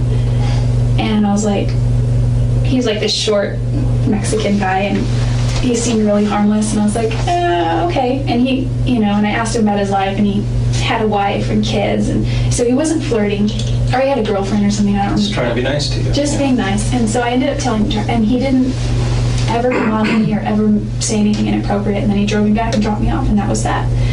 And I got to eat. And so I told that to Travis, and he didn't say anything at first, but it got back to Sky, and Sky was like, why didn't you call me? And then I think eventually that was used against me to establish a pattern that I do weird things like that. So that's something we had arguments about a lot, was he's like, I just think that So he was truly upset with you about that. felt a little jealous, but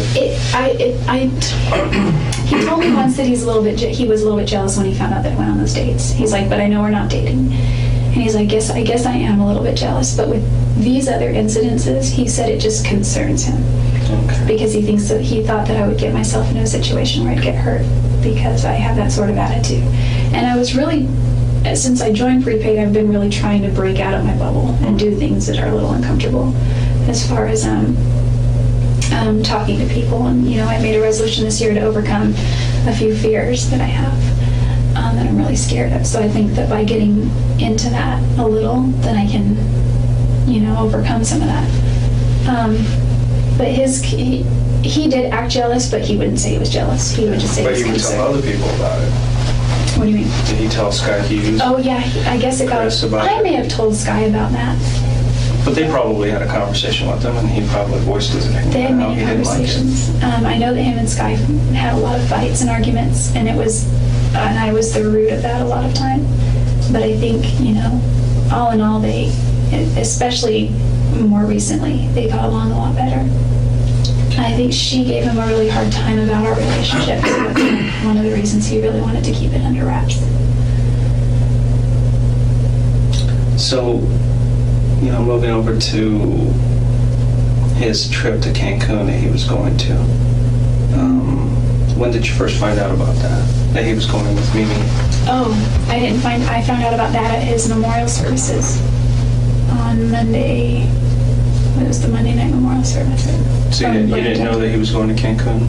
I knew he was going, yeah. Okay. You didn't know he was taking Mimi? I didn't know that. I think that's awesome, actually. Yeah. Well, unfortunately, Mimi had called him a week or two before, and I told him, look, if you want to take somebody else, it's fine, but I have something to tell you. I don't look at you that way. I don't look at you as a boyfriend. If you want to be friends, we can be friends. And that really broke his heart. I know. He didn't tell me that, but I found out from his bishop afterward when I talked to his bishop. And his bishop did say that Travis really took that one hard, and he said he took it to heart. And he said he realizes that it's, speaking from a bishop's perspective, he said it's because, Mimi is of a certain caliber when it comes to her spirituality, and Travis was just in another place. He's struggling. And that's something he struggled with for a long time.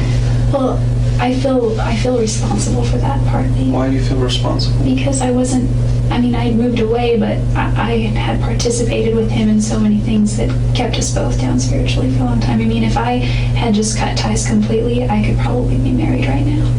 I could probably be working on my own family. What kept you there? What kept you to him? I don't understand. Well, moving is expensive, for one. So once I was there, I was kind of stuck there. But why do you continue to go back to him? You know what he wants. You know that it's not healthy, but yet you continue to go back. And it brings us to this point where we are now. Okay, I guess I physically... You keep saying you knew that it wasn't healthy, and you knew it was contributing to something that wasn't good. I think at the but yet time, you guys continue to do it. Yeah, and part of my perspective now has to do with the fact that I'm going through a repentance process that I've worked out with my bishop, and he's given me certain scriptures to read and ponder and pray about, and it brings me back to where I was prior to all that. I don't know how much I ever really was there as much as I am now, because even before I was baptized, even the 2 days before I was baptized, 4 days, it was on Wednesday and I was baptized on Sunday, before Thanksgiving, and it was just like Travis and I were making out, and that was prior to, we hadn't gone all the way at that point, but it was just too far. And I called him that evening and I said how it felt different. The first few times was like, hey, that was great, whatever. And then it just felt different this time. And it was right before I was about to be baptized, and I already had my interview, and so it was like, it was just different. And he said, well, yeah, he's like, I feel the same way, and I think that's the Spirit, telling us this, that, or the other. And so I think that by driving the Spirit away so much, you just get into this pattern of I don't know. It was convenient. There was a couple times where I didn't answer his text messages, and he would send me little sad faces, or eventually he would wait and then he would call, and he would call again, and if I didn't answer, he'd call 3 times. And obviously you guys kept this relationship hidden from everybody else, and because nobody really knew about it. Well, there were some people who I talked to and said, yeah, they continued to have a relationship even after they broke up. And there are others who were saying that you had become obsessive with him to the point to where you would go into his house when he wasn't there, or when you weren't invited, and he would talk to people saying, you know, she just kind of showed up, and I don't want to tell her to leave, but you know, I don't want her here. Oh, must have been early on, because there were a couple times when we established a rule early on, just don't come over unless, he said, you can come over anytime, but I need to know first. Yes. He's like, you just never know. Because you ran into somebody one time, right? Didn't you run into like one of his ex-girlfriends as well, or was it Deanna that you ran into? Oh yeah, well that was okay that I was there. He asked me to stay there and be with Napoleon, because that was during general conference in October of last year. He took a road trip with some friends from his church to Utah, and unless he's going to California, he pretty much leaves Napoleon at home, and so he needed someone to be there. And it's like I got full house privileges. I could sleep in the bed, I could eat, food. And I've talked to her, and she said that was kind of an unusual kind of situation. She didn't expect you to be there. She didn't at all. And so at first I was like, did you give Deanna any flack over coming over unannounced? Because we had just set this rule. And he's like, I talked to her about it. He's like, but I'll tell you what, I was on the phone for 3 hours with her. She was freaking out that you were there. And I think the more people knew about us associating, the more stress we both got from it. And so it was just easier to try and keep it a secret, and we didn't always do a good job at that. I think his roommates may have seen or heard some things. But they were kind of kept to themselves types, so we didn't worry too much about them.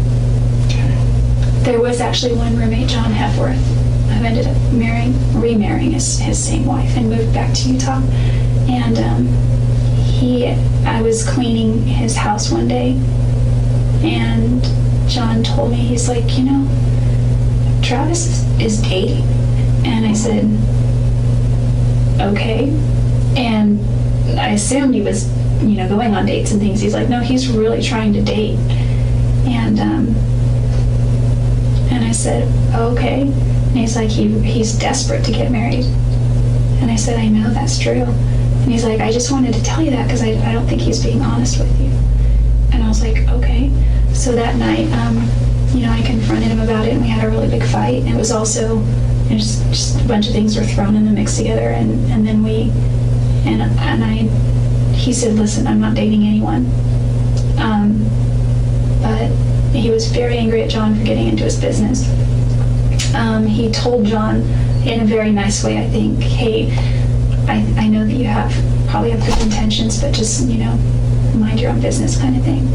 And from then on, I don't think John really said anything.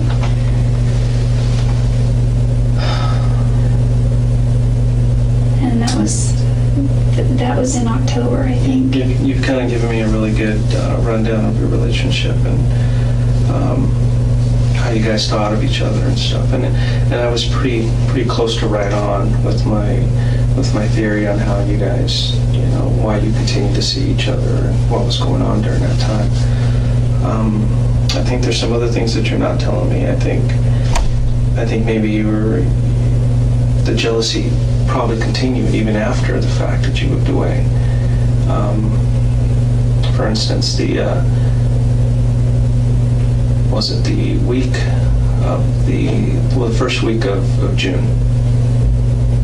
You took a trip to Salt Lake City. Remember that trip we talked about? Oh, this year? Yes. I'm thinking back.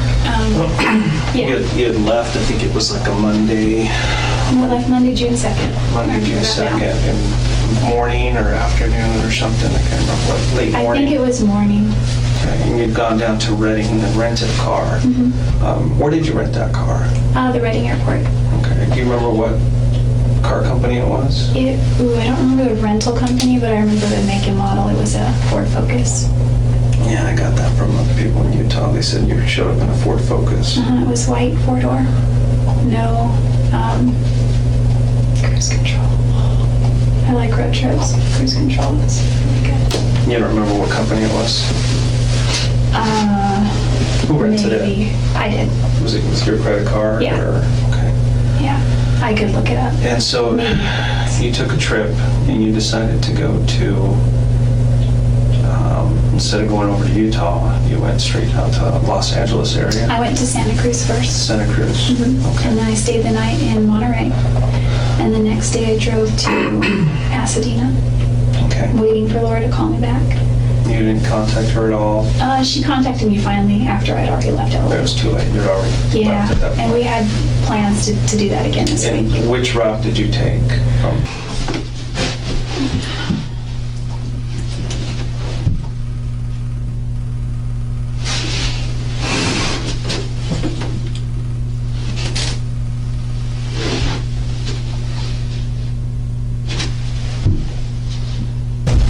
You remember me? Of course I do. I traveled all the way up here to come talk to you because, I've been working on Travis's case ever since it happened. Okay, and I know exactly when it happened, when he was killed. I know a lot of details, and just recently we found quite a bit of evidence. And I'll discuss that with you. The main thing that I'm looking for, though, is answers on why certain things happened, why they went so far, and also to get your statements. Okay.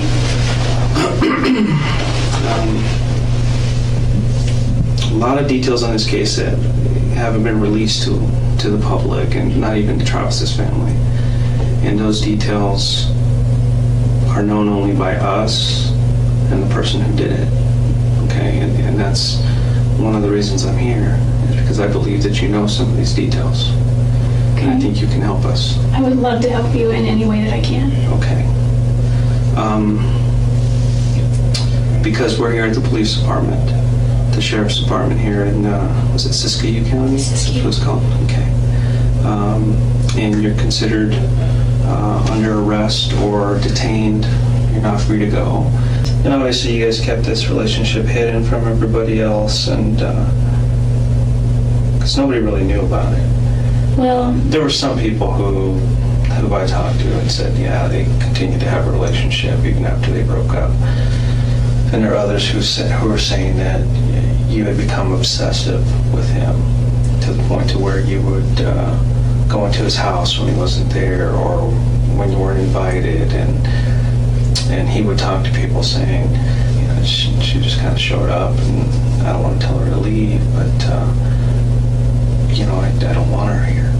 oh, must have been early on, because there were a couple times when we established a rule early on, just don't come over unless, he said, you can come over anytime, but I need to know first. Yes. He's like, you just never know. Because you ran into somebody one time, right? Did you run into like one of his ex-girlfriends as well, or was it Deanna that you ran into? Oh yeah, well that was okay that I was there. He asked me to stay there and be with Napoleon, because that was during general conference in October of last year.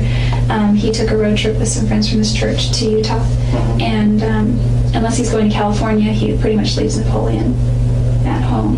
And so he needed someone to be there. And it's like I got full house privileges. I could sleep in the bed, I could eat, food. And I've talked to her, and she said that was kind of an unusual kind of situation. She didn't expect you to be there. She didn't at all. And so at first I was like, did you give Deanna any flack over coming over unannounced? Because we had just set this rule. And he's like, I talked to her about it. He's like, but I'll tell you what, I was on the phone for 3 hours with her. She was... Remember what company it was? Who rented maybe. it? I did. Was it with your credit card? Yeah. Okay. Yeah, I could look it up. And so you took a trip and you decided to go to instead of going over to Utah, you went straight out to Los Angeles area? I went to Santa Cruz first. Santa Cruz. Okay. And then I stayed the night in Monterey. And the next day I drove to Pasadena, Okay. waiting for Laura to call me back. You didn't contact her at all? She contacted me finally after I'd already left LA. It was too late. You'd already Yeah, left at that point. and we had plans to do that again this week. And which route did you take from there? I was supposed to get on the 15 and go all the way up. And I somehow got off the 15. Where did you end up? For a while I was lost, and I'm not above sleeping in the car, so I slept for a while. I'm a heavy sleeper and I sleep a lot, so. But you were on the 15 for a while, and you ended up getting off the 15 somewhere? Yeah, I looked at a map, but I'm pretty sure I know where I went. Can I draw you a map? Sure. Because I eventually started seeing signs for Phoenix, and I was like, and it was several hundred miles away still. Like, that's weird. Where am I going? So you have California, Los Angeles, and Nevada, Arizona, Utah. And I was supposed to go somewhere right up here. Oh, I'm a lefty. So the 15 kind of does one of these. Yeah. Goes through, let's say, Las Vegas right here. Oh, yeah. I'm sorry, my No, note that's is so okay. wrong. That's okay. So we'll just put I know it cuts through Arizona in the corner.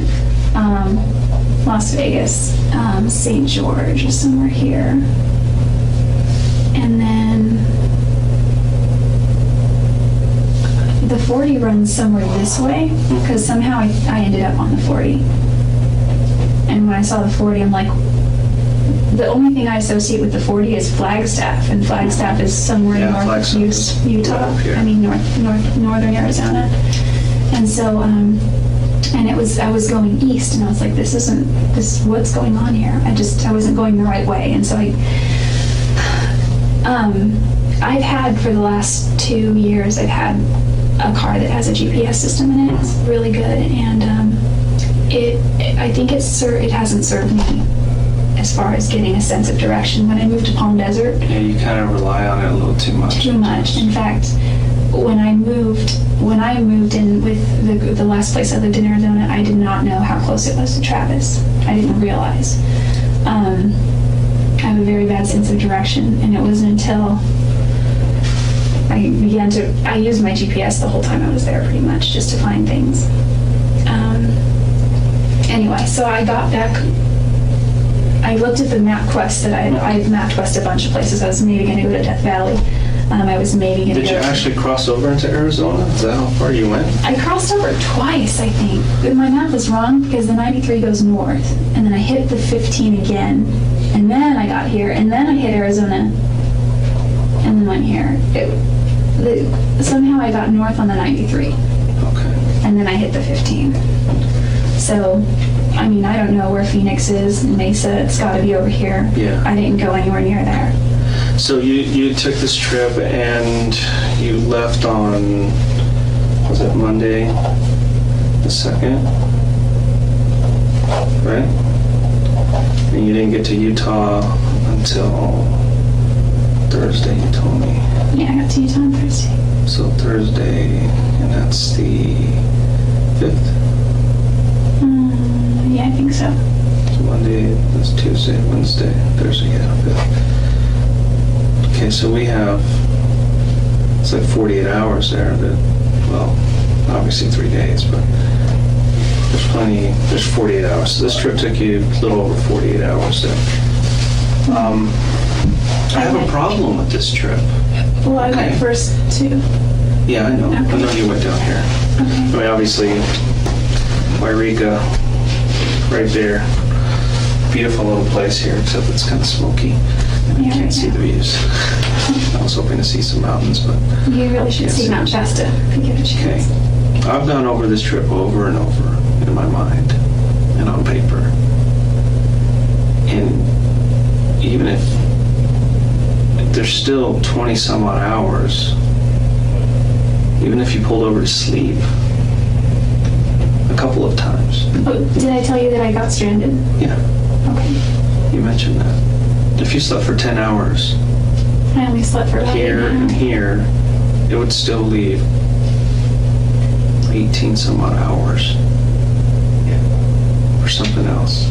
Okay. This is what people are focusing on, is this trip that you took. Because they're saying she left, she didn't get to till Thursday. Wednesday? That's when Travis was killed.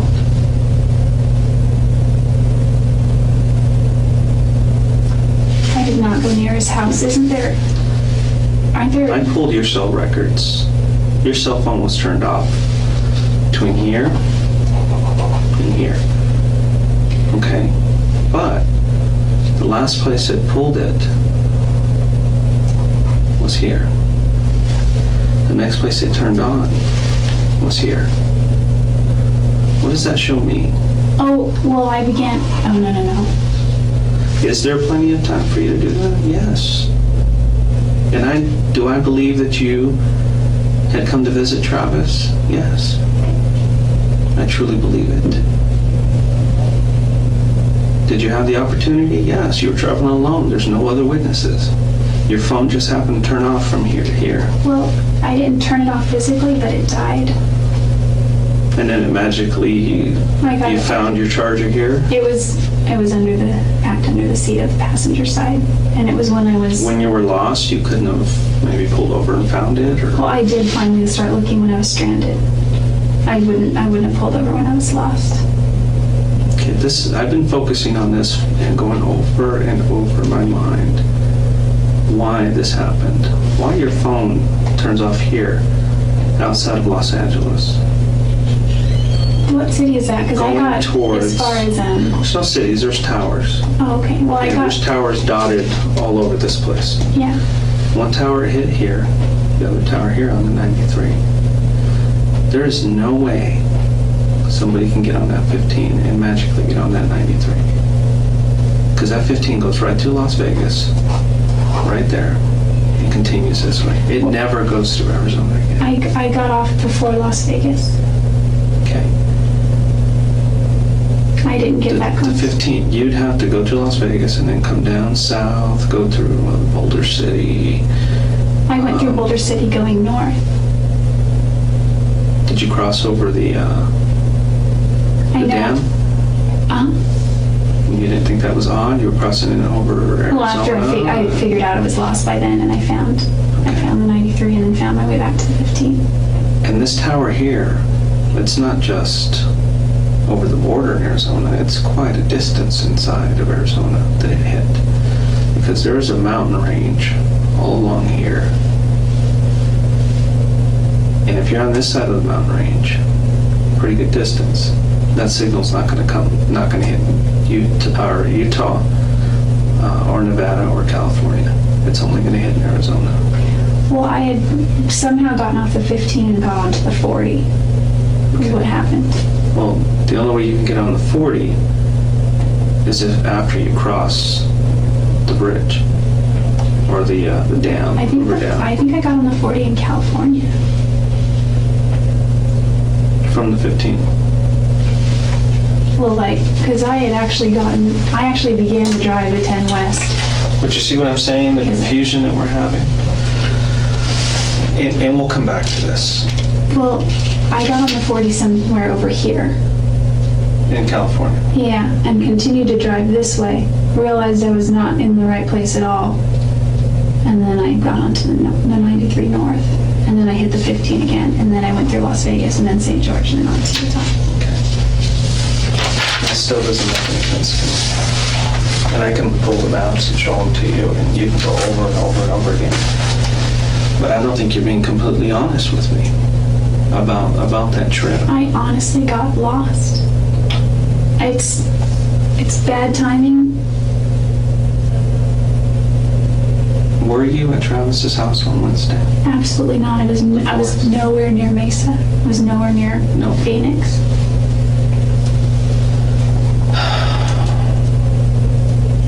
I wasn't even close to him. What if I could show you proof you were there?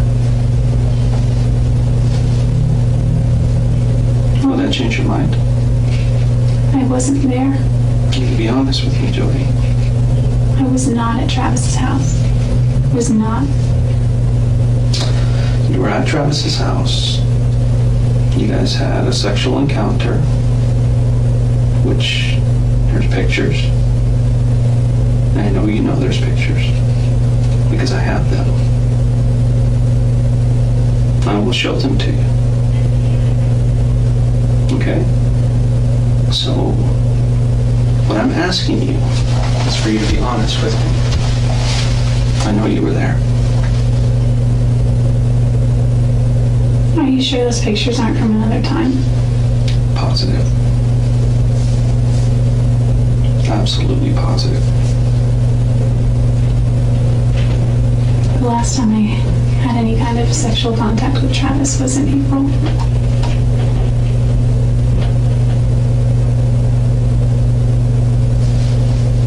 Remember I told you about the camera? That camera was damaged. Someone put it in a washing machine, ran it through a wash cycle with some clothes of Travis's, but the card's intact. Remember I told you that card was destroyed? I didn't want to tell you the truth because I wanted to make sure those photos were accurate. And we can pull deleted photos. I don't care if you delete them 6 months ago. We can pull every photo that was ever on there. Pull the little pixels together. Get the timestamps on them. Not all of them, but most of them have timestamps on them. And we can verify those timestamps. And I have pictures of you in Travis's bedroom with Travis. Pictures of him. And it's obvious you guys are having sex. Taking photos of each other, and they're dated and time-stamped on the day he died. Are you sure it's me? I mean, that because I was Jodi, not there. It's you. And you know it's you. I know all the details of this case. The only thing I don't know is why. Why did you choose to go visit Travis that day? And why did you do what you did? I never Why, hurt Jodi? Travis. You did. You hurt him. That's why we're here. That's why I flew up here. Because I needed to talk to you about this. I can just arrest you and throw you in jail, but I want to know why. Why did you do this to him? I wouldn't hurt Travis. He's done so much for me. There's so much evidence in that house. So much, and it all points to you. I lived there. I was there for months and months and months.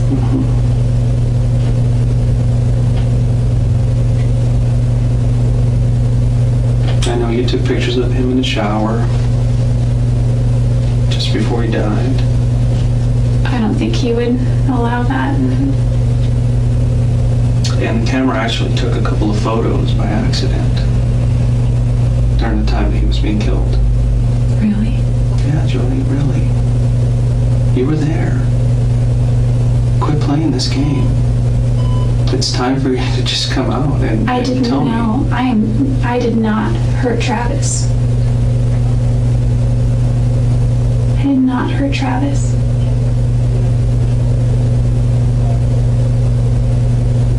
I wouldn't do that to him. We have the pictures.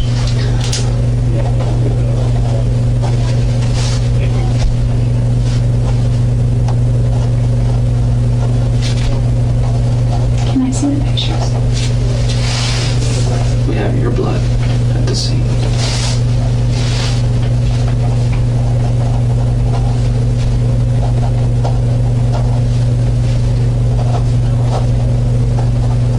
Your hair with blood at the scene.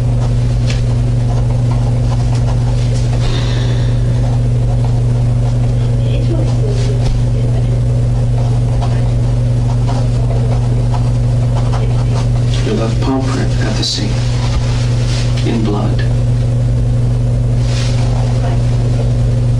What's going on there? Well, I can explain the blood and the hair. I don't know about my left palm print. How can you explain the blood in there? Well, because I used to bathe in the palm. I was probably just being careless with it, and I sliced myself open and...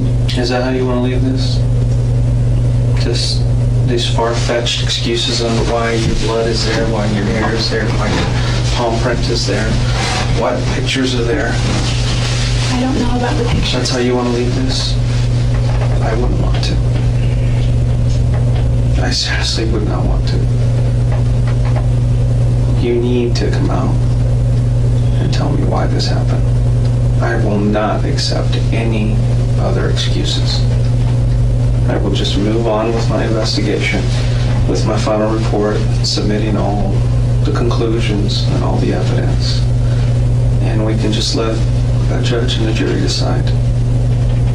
You yourself said that if you were in my shoes, you would think that I was guilty. We can leave it in the hands of a jury. What about a lie detector test? We can do that, that's fine. Would that help me at all? I mean, you can't use them in court, but... Well, then there's no point in taking it. I thought those things can be used. In certain cases. In this case? If you want, I can check. Absolutely. If I passed a lie detector test, would that help me at all? Could help you. They're so weird anyway.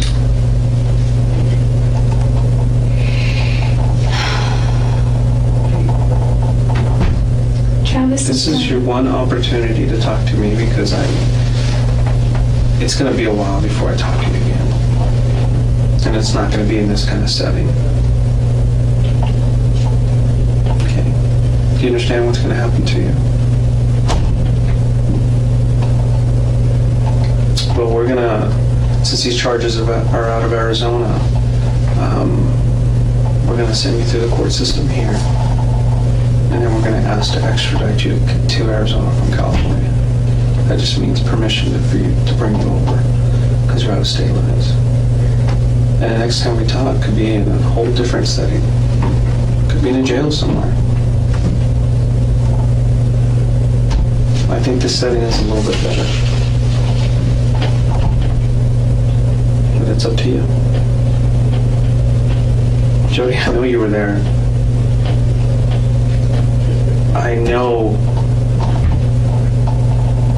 that Travis was either in the shower or just outside the shower when he was shot. And I know somebody who was extremely angry at him took a knife to him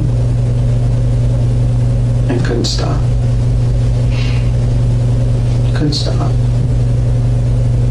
And before you knew it, it was all over. And then you panicked. And then I've never been that angry at him. Not enough for that. I've been so far angrier at other people, at other ex-boyfriends. Then tell me who could have done this. Who did this? I don't know, but if I go to trial for this, and if I'm convicted for this, whoever did this is going to be sitting very pretty somewhere. Glad that it wasn't them. And it's my job to make sure that an innocent person does not go to jail. But I don't see an innocent person sitting in front of me. When I asked you, I always ask this one question. Actually, it's two. First one is, did you kill Travis? And you kind of hesitated a little and said, I didn't have anything to do with it. Then I asked you a similar question. Did you have anything to do with Travis's death? You hesitated again. Well, that's because I feel like if I had gone to Arizona like you Most people would say, no. Did you kill Travis? No. Well, I didn't, and I didn't have anything to do with it. Now, do I feel responsible? I've been carrying around guilt since I heard about it. Why do you feel responsible? If you felt responsible, it means you know something else. No, because it means your actions led to his death. Because he always has guilted me. He's always guilted me. And the last So you time feel somebody else killed him? Well, yeah. For what reason? I don't know. I don't know Then that. how do you feel guilty if you don't know the reason? Here's why I feel guilty. one of the last times we spoke, he was guilting me about not coming to see him, and part of my heart still wanted to go see him, and another part just wants to move on and pursue this new avenue, which was in Utah. And there is a tinge of guilt, you know, when he would text me and he would say, hey, want to come over and make out, or want to da-da-da. I didn't respond one night, and I just stayed strong, and I didn't respond, and then he called and called and called, and then the next day he was like, you don't care about me, you don't love me, you don't care, I was there all alone, and you didn't want to come and hang out, you didn't want to come and keep me company. And he says it not like that, but in that tone, but it's in the sweetest, sweetest way. And it's guilt. I still don't get the guilt. I really don't. You keep explaining it, but it has nothing to do with whether he was killed or not. How is you being there going to prevent him from being killed? Well, I kind of feel that if I had gone, that we could have been out watching a movie, or we could have, two people could have done something more than just him. I just feel like if there was some way that I could have prevented it, there's some way that I could have done something to stop it. And I told that to a few people, and they're like, well, you might have been killed too. Maybe, but maybe Travis would still be alive.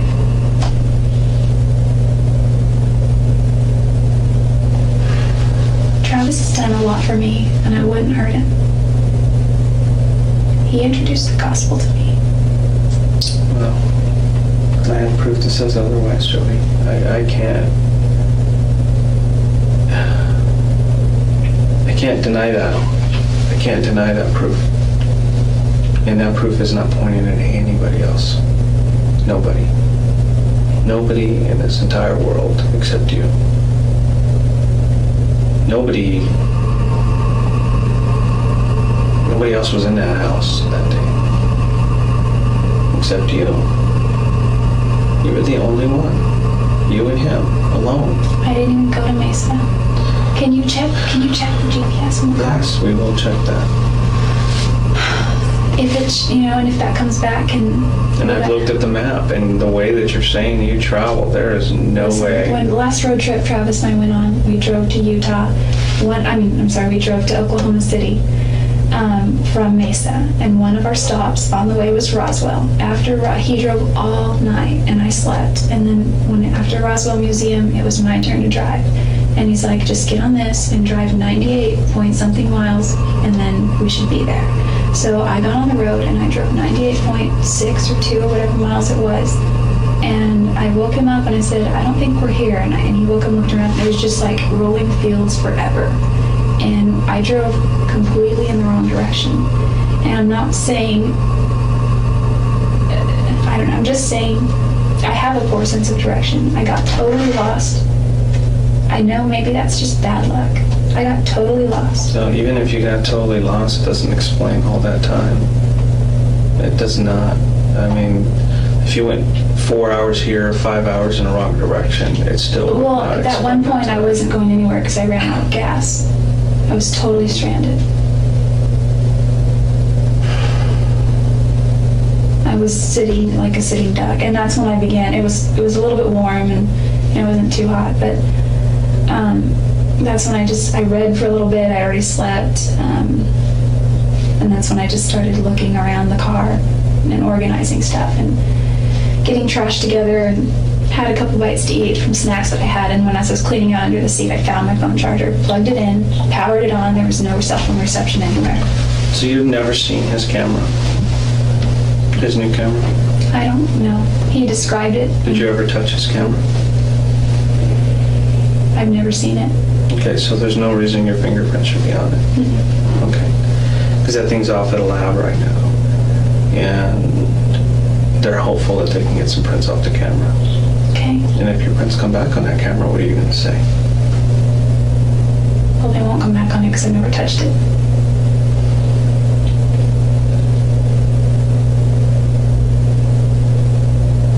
That you still can't explain the rest of this stuff.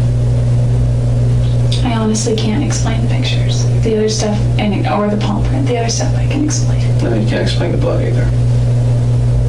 Because that blood is in blood. I mean, it's part of the print. Unless you cut yourself at the beginning of the year and left your palm print in blood, and it stayed there until he was killed. I cut myself. It wasn't the beginning of the year. It was before convention. No, you can't explain it. I'd have to say early March. That palm print is there in blood. Partially yours and partially his. Is it possible that there's just like any other way in the universe that could have gotten there? Possible. Probable is the question you need to ask, and probable is absolutely not probable. I understand that, but it is possible. Anything is possible.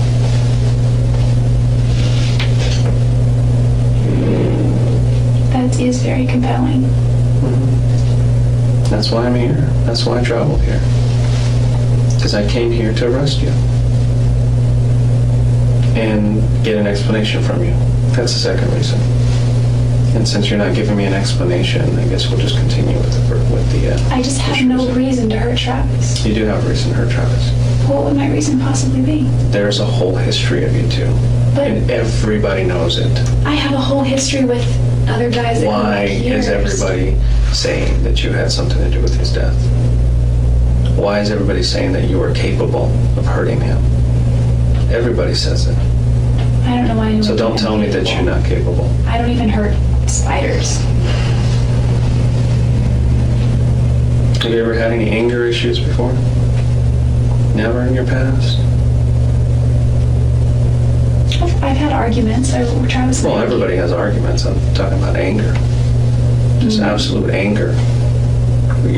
You lose it sometimes. No, I had a nervous breakdown once. You taking any medication or anything? Nothing. Well, I had a nervous breakdown when a boyfriend and I were arguing once, and he began to argue with me in a way that was totally different from how we had ever argued before. And he was just like, every time I'd say something, he was like, blah, blah, you know. It was kind of weird, like, every time I tried to formulate a thought, and I was just sad and I was crying, every time I tried to formulate a thought, he would interject and twist it. And it was like the weirdest psychological thing that had ever happened. And the way I reacted was I went into my room. He was the guy I bought a house with. I went into my room and shut the door. We had separate bedrooms.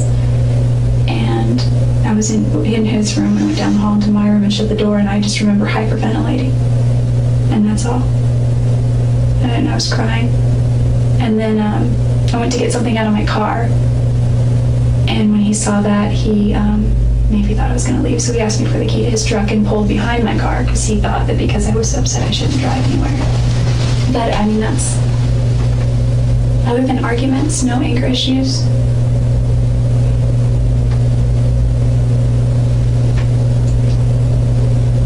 That I can remember.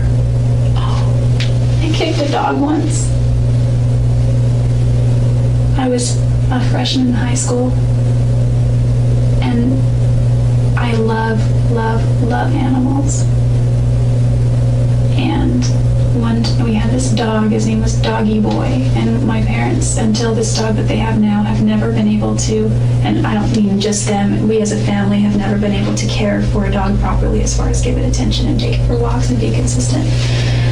So this dog stayed in the backyard a lot, and he stayed tied up on, in the shade with plenty of, leeway. At one point, though, he was untied, and I took the trash out, and this is when my little brother and sister were still in diapers, and he tore this, it was a diaper trash, and he tore diapers all over the yard. And of course, I had to clean it up, and when diapers get wet, and they're like this jelly, spongy, weird stuff, and I got mad, and I just kicked him with my right foot, and he just moved a few feet, and he didn't yelp or anything, but he ran away, and I never saw him again after that. And I mean, that's probably an anger issue, I guess. But well, one time kicking a dog is not an anger issue. It changed my world as far as animal treatment goes, because I've never seen him since. and I need to apologize for that to him. I know it sounds weird. My relationship with animals is kind of like they're like people too. You know, they have souls. What you need to do is you need to apologize to Travis. But you just refuse. Yeah, I can't help you anymore if you're not gonna help yourself. You asked me I really can't. I can't, Jodi. You can keep talking till you blue in the face, and I can't continue to listen to lies. Do you have anything else that you need to tell me? Yeah, you would ask me what have I been up to in the weeks since I got back. Mm-hmm. What did you mean by that? Just what have you been up to? Because I know this thing has to be weighing pretty heavy on you. I've been trying to put his death behind me. If I did anything that had anything to do with his death in any way, It's not if to me. I wouldn't. It's not if. It's not if at all. Well, to me it is. I would be more than remorseful. Is it maybe something you're blocking out of your head? I don't think so. I mean, I tend to write everything down. I just finished the book, The Road Less Traveled, and he said, the true definition of sanity is dedication to reality at all costs. So I think at times, you know, I may have, you know, prayed or meditated upon a certain way, you know, like me being wealthy or something like that, but... Well, this is definitely reality. We are sitting here inside of an office, the sheriff's department, and you are facing first-degree murder charges. What is the difference? You are going to be booked into jail, and eventually you will be brought back to Arizona, and you will stand trial. That's the reality.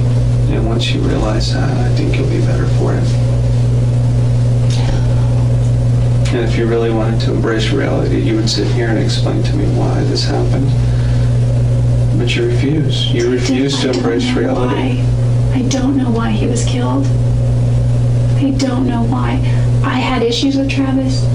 If anything, he had more issues with me.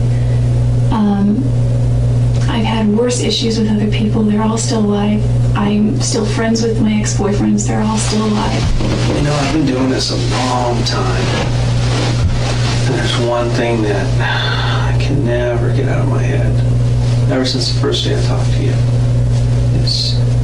There's an old saying that, you know, someone's just not acting right. Look into it. You have not acted right from day one. From day one when I talked to you on that phone, I just sensed that you weren't acting like somebody who used to love this guy, or who still loved him, even as a close friend. And even now, when I told you that I have all this evidence against you and that you're facing first-degree murder charges, you're just not acting right, Jodi. You're acting like somebody who's guilty. How so?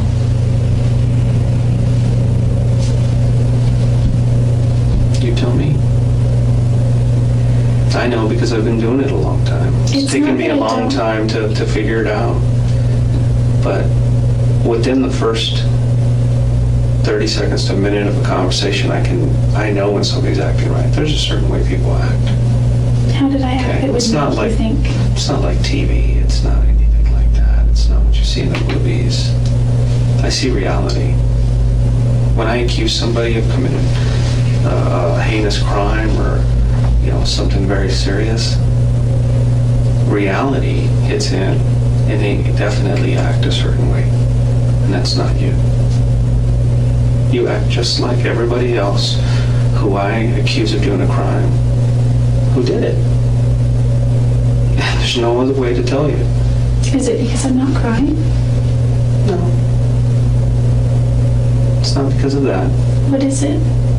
I mean, I'm not going to change how I act. No, obviously you can't change the way you're acting. No, I mean, I am who I am. Okay, you're sincere in the way you're acting. But Well, how is you're just not telling the truth. How is it different?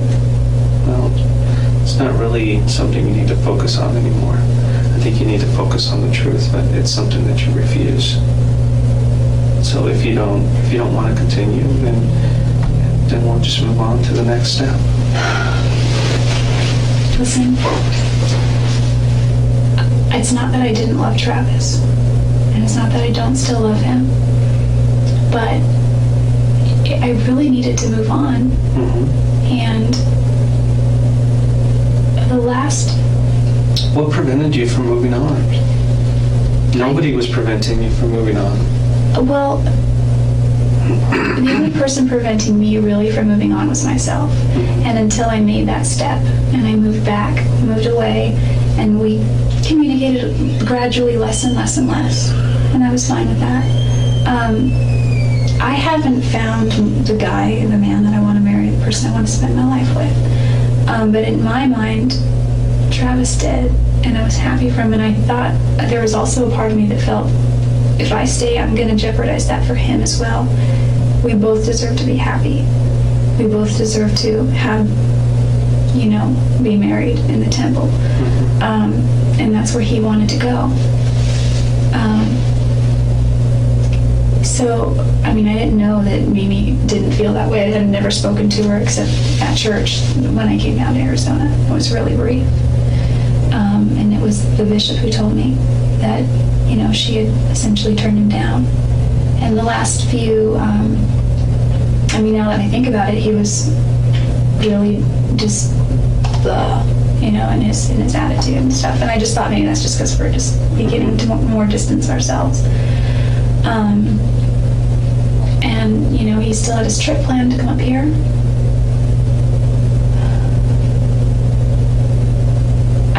The reason I don't know. It's not that I'm not remorseful that he died. I didn't kill him. I didn't take his life. Did you have anything to do with it? I had nothing to do with his death at all. At all. The reason I hesitate is because maybe this is something that's wrong with me psychologically, is I think of the butterfly effect. And it's like, you could say that the guy pumping gas station, again, maybe this is something that's wrong with me psychologically, is I think of the butterfly effect. And it's like, you could say that the guy pumping gas station, pumping gas down at the gas station could have potentially, because you see all these movies, these funky movies where it's like this affected this, which affected this, which affected this, if he had never done this. I know if you had never met him, he'd probably still be alive. That's true. Yeah, but that's because you killed him. No. Jodi, you did. I did not. Jodi, you can't convince me otherwise, unless you come up with more proof that you didn't. But I can't prove that anybody else did. No, it couldn't have. Well, what about if the car comes back that it was never even in that area? It still doesn't negate the fact that we have this other evidence.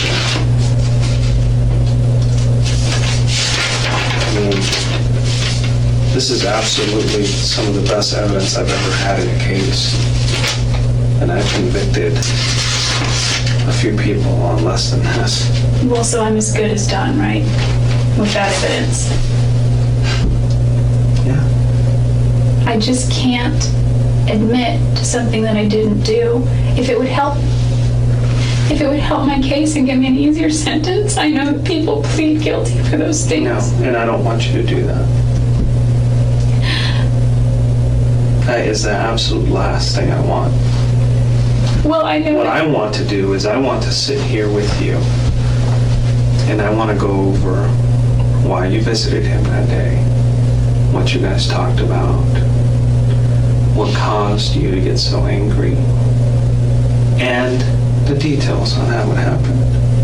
And it's something that you probably don't want to remember, but it's something that I need, because for me to finish a case completely, I need to know not just the details, but what was going through your mind.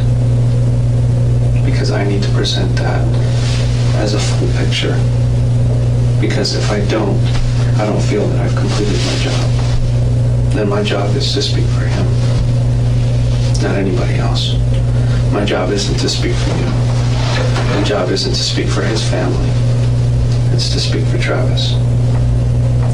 And I know something horrible happened that day. absolutely horrible. Something that could have been avoided. Whether something was planned, I don't know. Whether you planned it or whether it accidentally happened or something got out of hand, I don't know. All I can do is speculate. And I want to believe that you're not this cold-hearted person that could just go out and do something like this to somebody. I want to believe that, like a lot of people, things got out of control, and before you knew it, it was too late. That's what I want to believe. And that's truly from my heart. Because I sit here and I've talked to you, and I'm talking to you now, and all those conversations we had on the phone, and I don't see a cold-hearted murderer like you would see on TV or that I've seen before sit across from me. That's not what I see in you. And I'm gonna call it begging. I'm begging you to at least come clean and tell me why. Because I don't want to leave here today not knowing, because it's gonna follow me forever. I wish that I had answers. I'm sorry.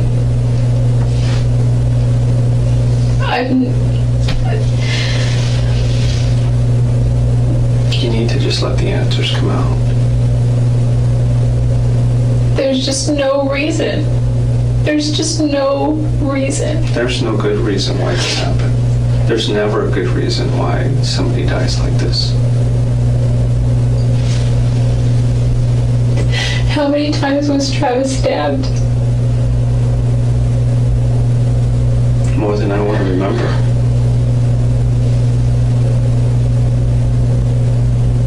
And I'm not going to sit here and show you pictures of him after the fact. I don't do that. That's not how I work. That is not for me to do. But eventually those photos will come out. Jodi.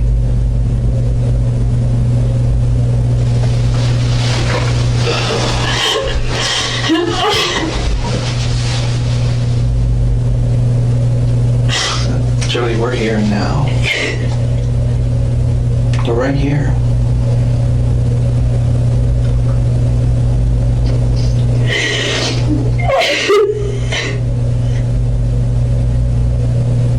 I think you're feeling the reality in the moment now.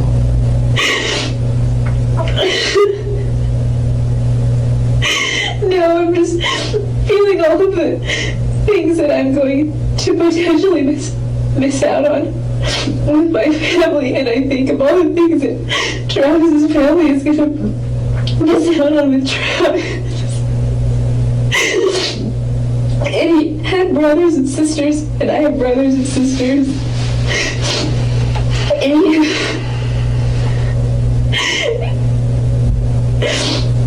it's not fair.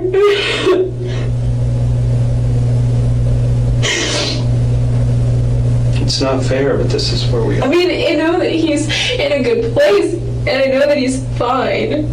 I know that he's doing great. But what about all of his friends, all of his family that are here, and they're just going through all of this, and I know that it's temporary, but it's so very much right now.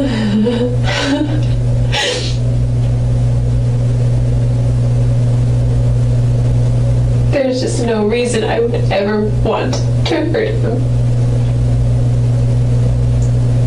Well, whether you wanted to is a different question. I'm just saying. I don't think you wanted to. I really don't think you wanted to.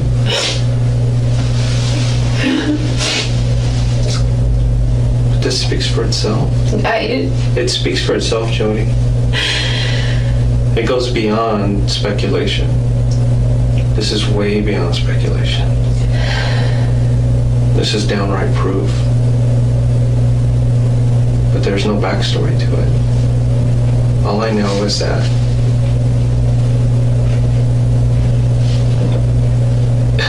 I need a story or else it's just cold. It's so cold. You don't look like the person that would plan something like this. You're just not that person. I can believe other things, but not that. But without the truth, I can't paint another picture.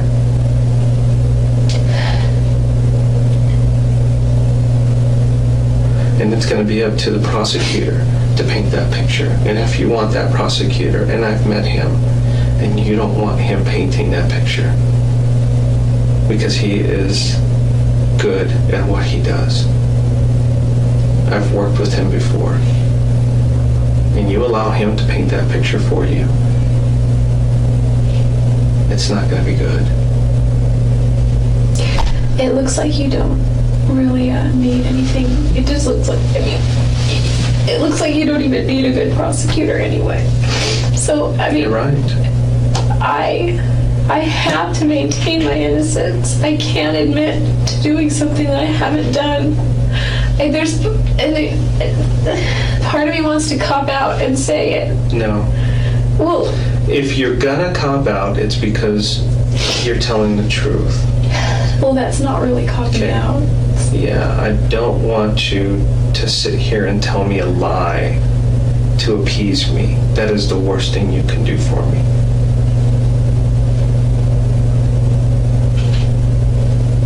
But back there in that mind of yours is somebody screaming to get out and tell me what happened, but you just cannot.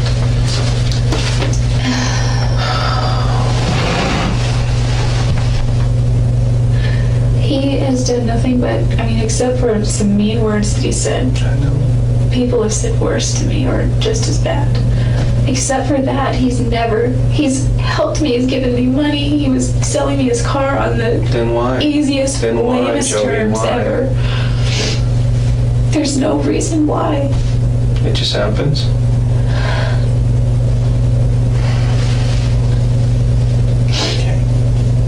There's just no reason. Well, I have more work to do. Can you give me a rundown of what's going to happen from here when you leave? Yeah, you're, Like, just today, for example. well, you'll probably be taken across the street to the county jail. You'll be processed through there. You'll be set in front of a judge, at least within 24 hours. And there's a warrant for your arrest, and the bond is $2 million. If you can come up with a $2 million bond, then the judge will decide whether to, accept that $2 million or not. At that point, we're going to file extradition papers. Basically, our courts are saying that, hey, you have someone in custody on one of our charges. We want them brought back to Arizona, or at least allow us to come pick them up. And that's called an extradition hearing. You will be given the opportunity to either waive it and say, that's fine, I'll just go on my own free will, or you can fight it and say, no, I don't want to go back to Arizona. What if I say I go on my own free will? Of course I would go. Yeah. At that point, the judge would say, okay, she's not fighting this, so come get her. And then we would go. What if I did fight? Then what happens? Then you would have a hearing. Oh. Like a little trial. So it just not delays a trial. the inevitable, basically. It delays it. And costs people, taxpayers money. And say, no, I don't want to go back to Arizona. What if I say I go on my own free will? Of course I would go. Yeah. At that point, the judge would say, okay, she's not fighting this, so come get her. And then we would go. What if I did fight? Then what happens? Then you would have a hearing. Oh. Like a little trial. So it just not a delays the trial. inevitable, basically. It delays it. And costs people, taxpayers money. And then you'll be transferred over to the Maricopa County Jail in Phoenix. And you'll start your court proceedings there. And, I've already filed these charges. You went to a grand jury, and a grand jury indicted you. So it's all public now? It's public record. So So does everyone know? If somebody goes on and checks public record, they can check it. And they would come up with an indictment against you for murder. But it's going to be on the news tonight. We don't report anything to the news. Has his family called today? No. They don't even know that I'm talking to you. But they've been calling every day. Every day. Are you going to tell them? I talk to them every day. How would you feel if your little brother or little sister was killed? I've been wanting to call every day too. I didn't want to look obsessive. So I just tried to limit it to once a week.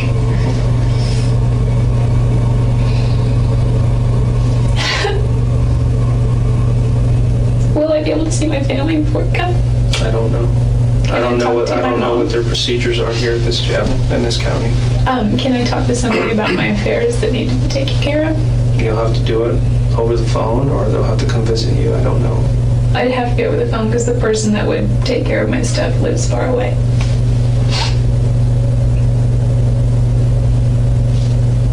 Are we done? How long is it all going to take? You said you already filed paperwork. I don't know. I need to go see. The procedures are different here in California than they are in Arizona. I'm used to the procedures in Arizona. So I'm getting help from this county and the deputies here, and they're assisting me. So I need to get with them and find out how long it's going to take. This is a really trivial question, and it's going to reveal how shallow I am.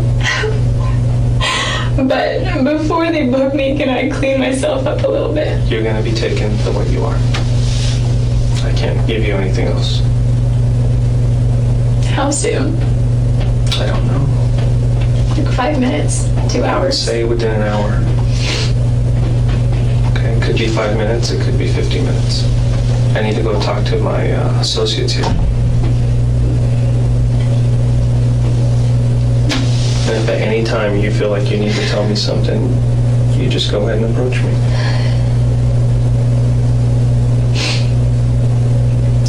Okay. Can I use the bathroom? Yeah, I'll get someone to come take you. I'm not like violent and I'm gonna run. It's Wairika. So, I mean, do I have to go in handcuffs everywhere? It's just procedure. Whether you wrote a bad check or you're facing murder charges, you're gonna go in handcuffs. That's just the way it is. Okay? They'll take different precautions for different people. It's the same for everybody. So I'm sorry. Who do I ask when I can start making a phone call or two? Once you get booked into the jail. Do you know how many I can? If it's like ours, they give you a phone and you can make as many collect calls as you want. Oh. Okay. Okay? Let me see if there's somebody to take you to the restroom. It's not too urgent, but like maybe within the next 10 minutes I really will need to go.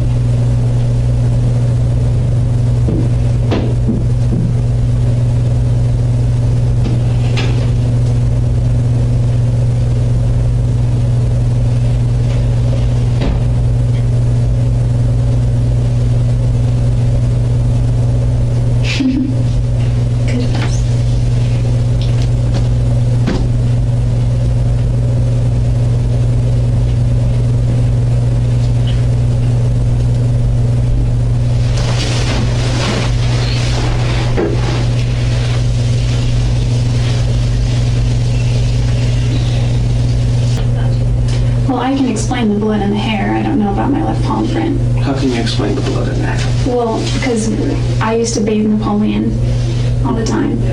And, You haven't been there since April, right? He's had the house cleaned several times since then. And this hair was not just a hair, you know, from the shower or something. This hair was stuck with blood and obviously had blood on it.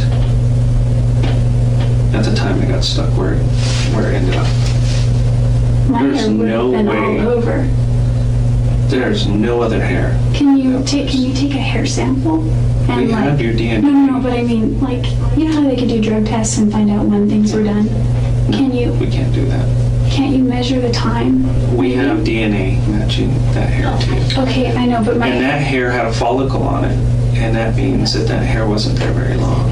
The follicle will usually dissipate and go away after a certain time.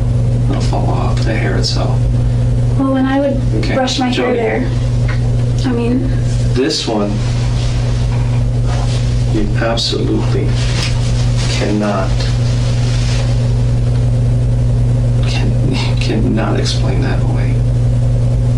You either had blood on your hand and you touched the wall, or there was blood on the wall and you touched the blood. could my palm print have already been there and then blood touched it? Jodi,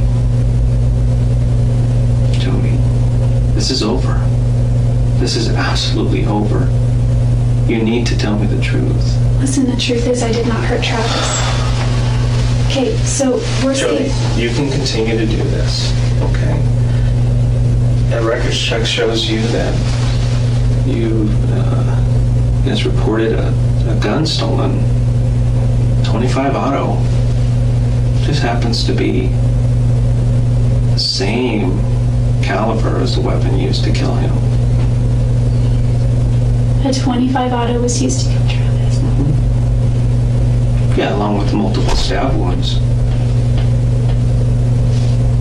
Jodi, if you want, I can show you some pictures of him. Do you want to see pictures of him? Part of me does and part of me doesn't. Why? Because you don't want to remember? No, I just, Jodi. there's a morbid curiosity. Jodi, I wanted to know how he died. we can keep playing these games over and over again. I'm not going to believe you. When you start telling me the truth, then I can believe you. But I can't deny this evidence. I can't. The trip you took doesn't make sense. The opportunity was there. Your pictures on that date with him. Your blood is in the house, mixed with his. Mixed. Not alongside, but mixed. Your hair is there with blood. And your palm print is there in blood. It's over. Could it have been my blood from before? Your image is not important right now. Saving the rest of your life is. Listen, if I'm found guilty, I don't have a life. I'm not guilty. I didn't hurt Travis. If I hurt Travis, if I killed Travis, I would beg for the death penalty. Was there anybody else with you? I was traveling alone the whole time. Was there anybody else with you at Travis's house on Wednesday the 4th? I was not at Travis's house on Wednesday. You were? Because that's when the blood was left on, the bloody palm print was left on his wall. I don't know what to tell you. If you were in my shoes and I had this evidence against you, what would you say? If I had that evidence against you, it'd be pretty obvious. But I guess being in my position, it just seems so impossible. I want to see it. I want to know. I mean, I'm not a murderer, but I guess if I were to do that, I would wear gloves or, something. How could I don't know. I know you tried to wash him off, try to get some of the blood off, try to clean him up a little bit. But you're even denying the pictures of you being there. There's pictures of you laying on the bed in pigtails. pigtails? Yes. And I've got pictures of you that I've blown up, and you've got the little mole right there. It's the same one. It's you. It's obvious. I can show you some of these pictures. Do you want to see the pictures? Will that change your mind? I mean, I am curious. Okay, let me take a break and let me go find them. And I'll bring them and show you. I wasn't there. But you need to think about what you're saying. This continuing to lie is not going to help you.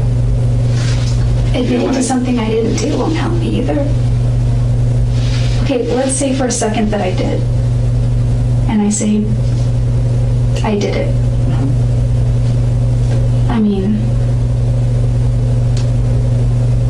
The motive is there. The jealousy issue. But I wouldn't even say I was jealous. I mean, there may have been some jealousy there, but... Then what is it? What caused this?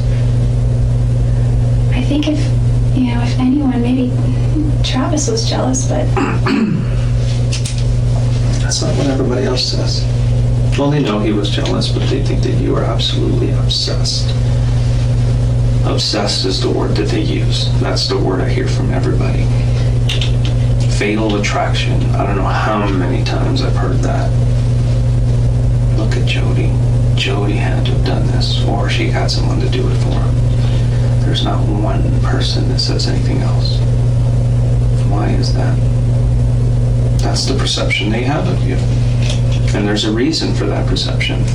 Maybe because it's true. And maybe because we kept hanging out. Mm-hmm. But not because it's true. Cause this. I can prove you were there. I can prove it. But what I don't have is I don't have answers on why it happened.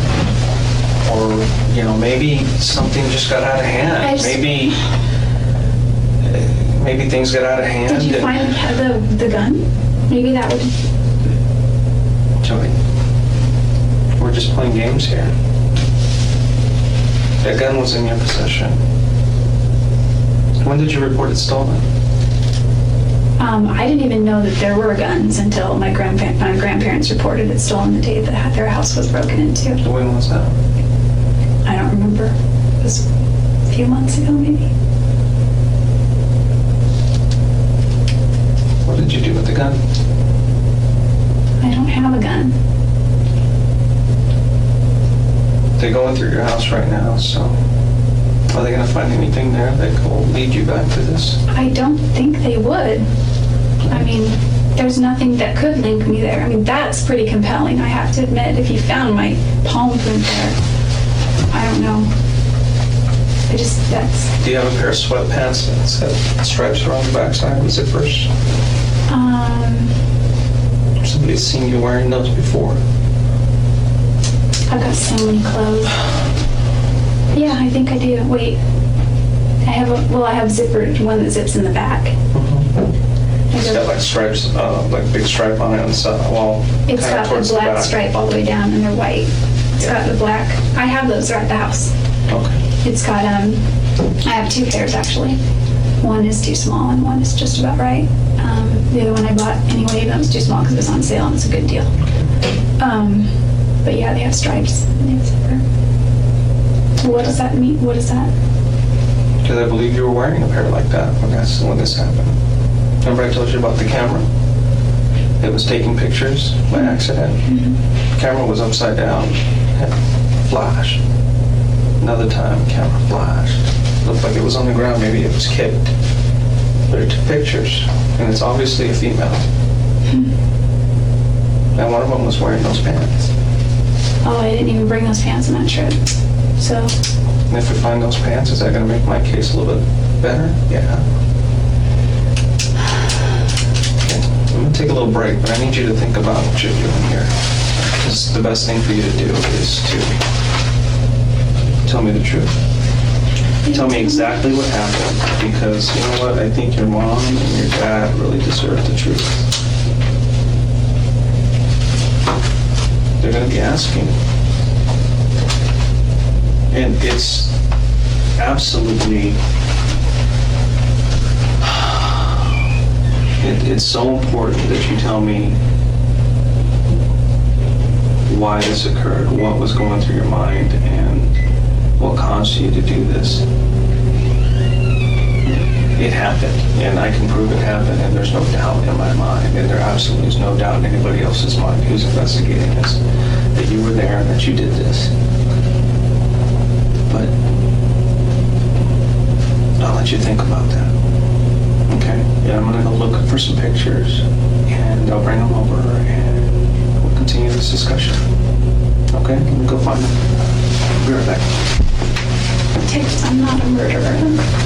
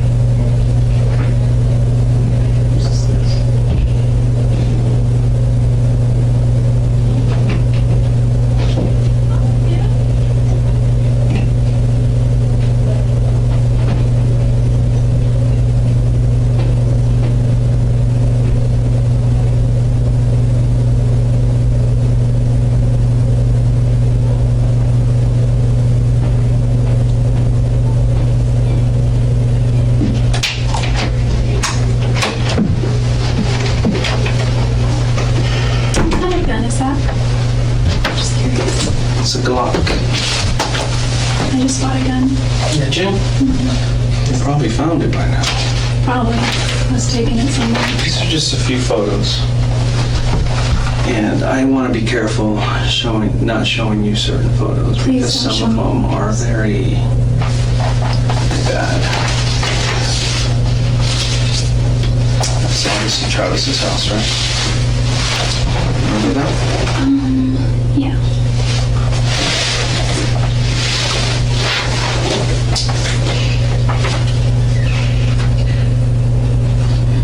If Travis were here today, he would tell you that if it wasn't me. No. My job is to speak for Travis right now, and everything Travis is telling me is that Jodi did this to me. Have you ever shot that 25 auto? Mm-hmm. Have you ever touched it? The one that was stolen? I've never seen it.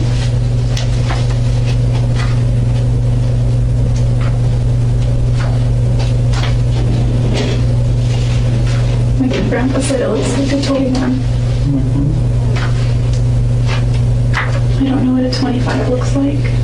I know what a 22 looks like. It's just like a 22, actually.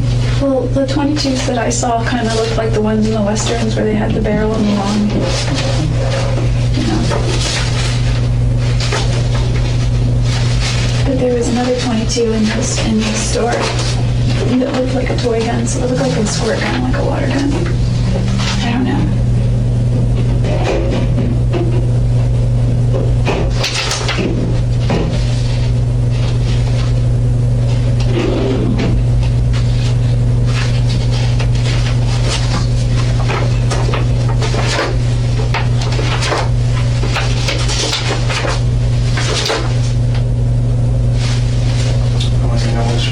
Show you.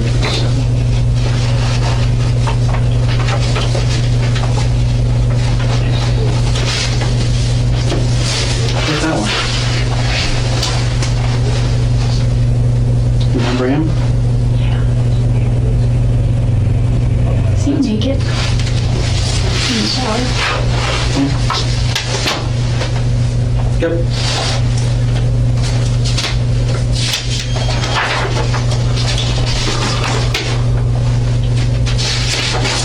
He is. This is Travis would never go for that. soon after you and him had sex on his bed.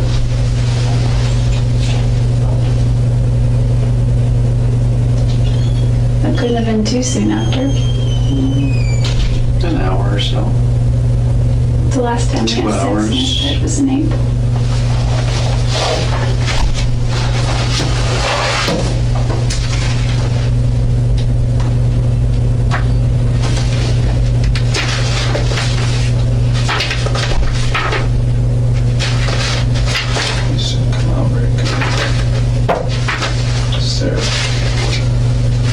Copies of actual photos.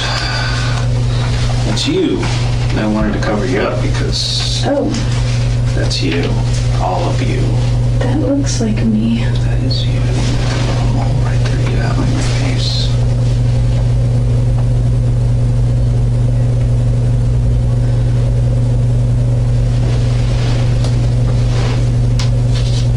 You can look at the rest of it if you want. There's a few of those. There's a few more. Which I'll try not to show because I don't want to put you out there like that to people.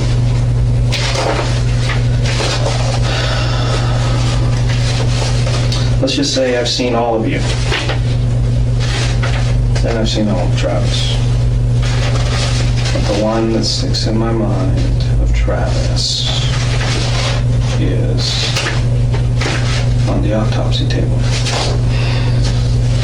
And I'm not going to show you that. Or should I? But this one I don't know if I should show you, but nothing bad. Too bad. But it's just one of the photos that was taken by accident. And this is just a small portion of it.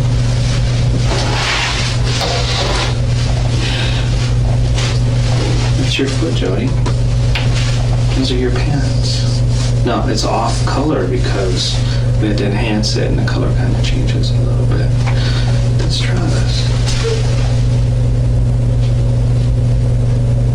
This is his bathroom. That is not my foot. Those are your pants. It's a different color, like I said, because we had to enhance it and the color changes. The zipper back. I have both of those pants at home. If these are the same one. I don't have a zipper there though. Not on mine. And this is a black stripe and this is white and the black goes around the mine too.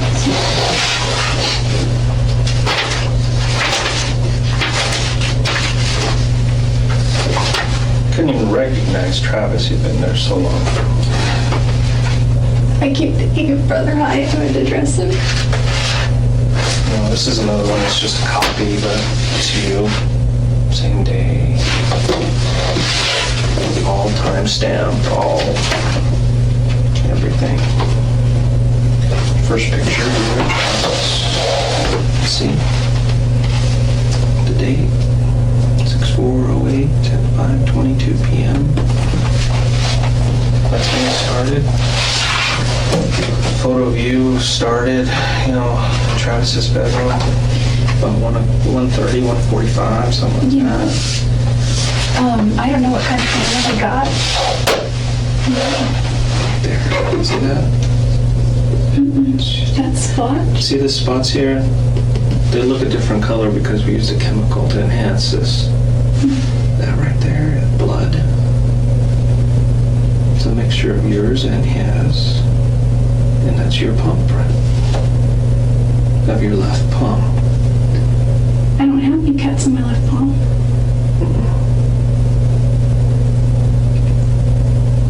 Nobody said that. Your cut was on palm. Do you have any recent cuts that are healing? Well, my cat scratches me. Little things. These are all her work. You can see this is her. That's her. I've got scars.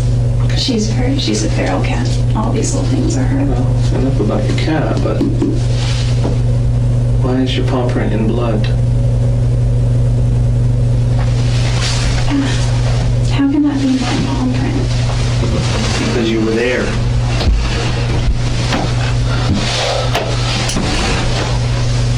What is this?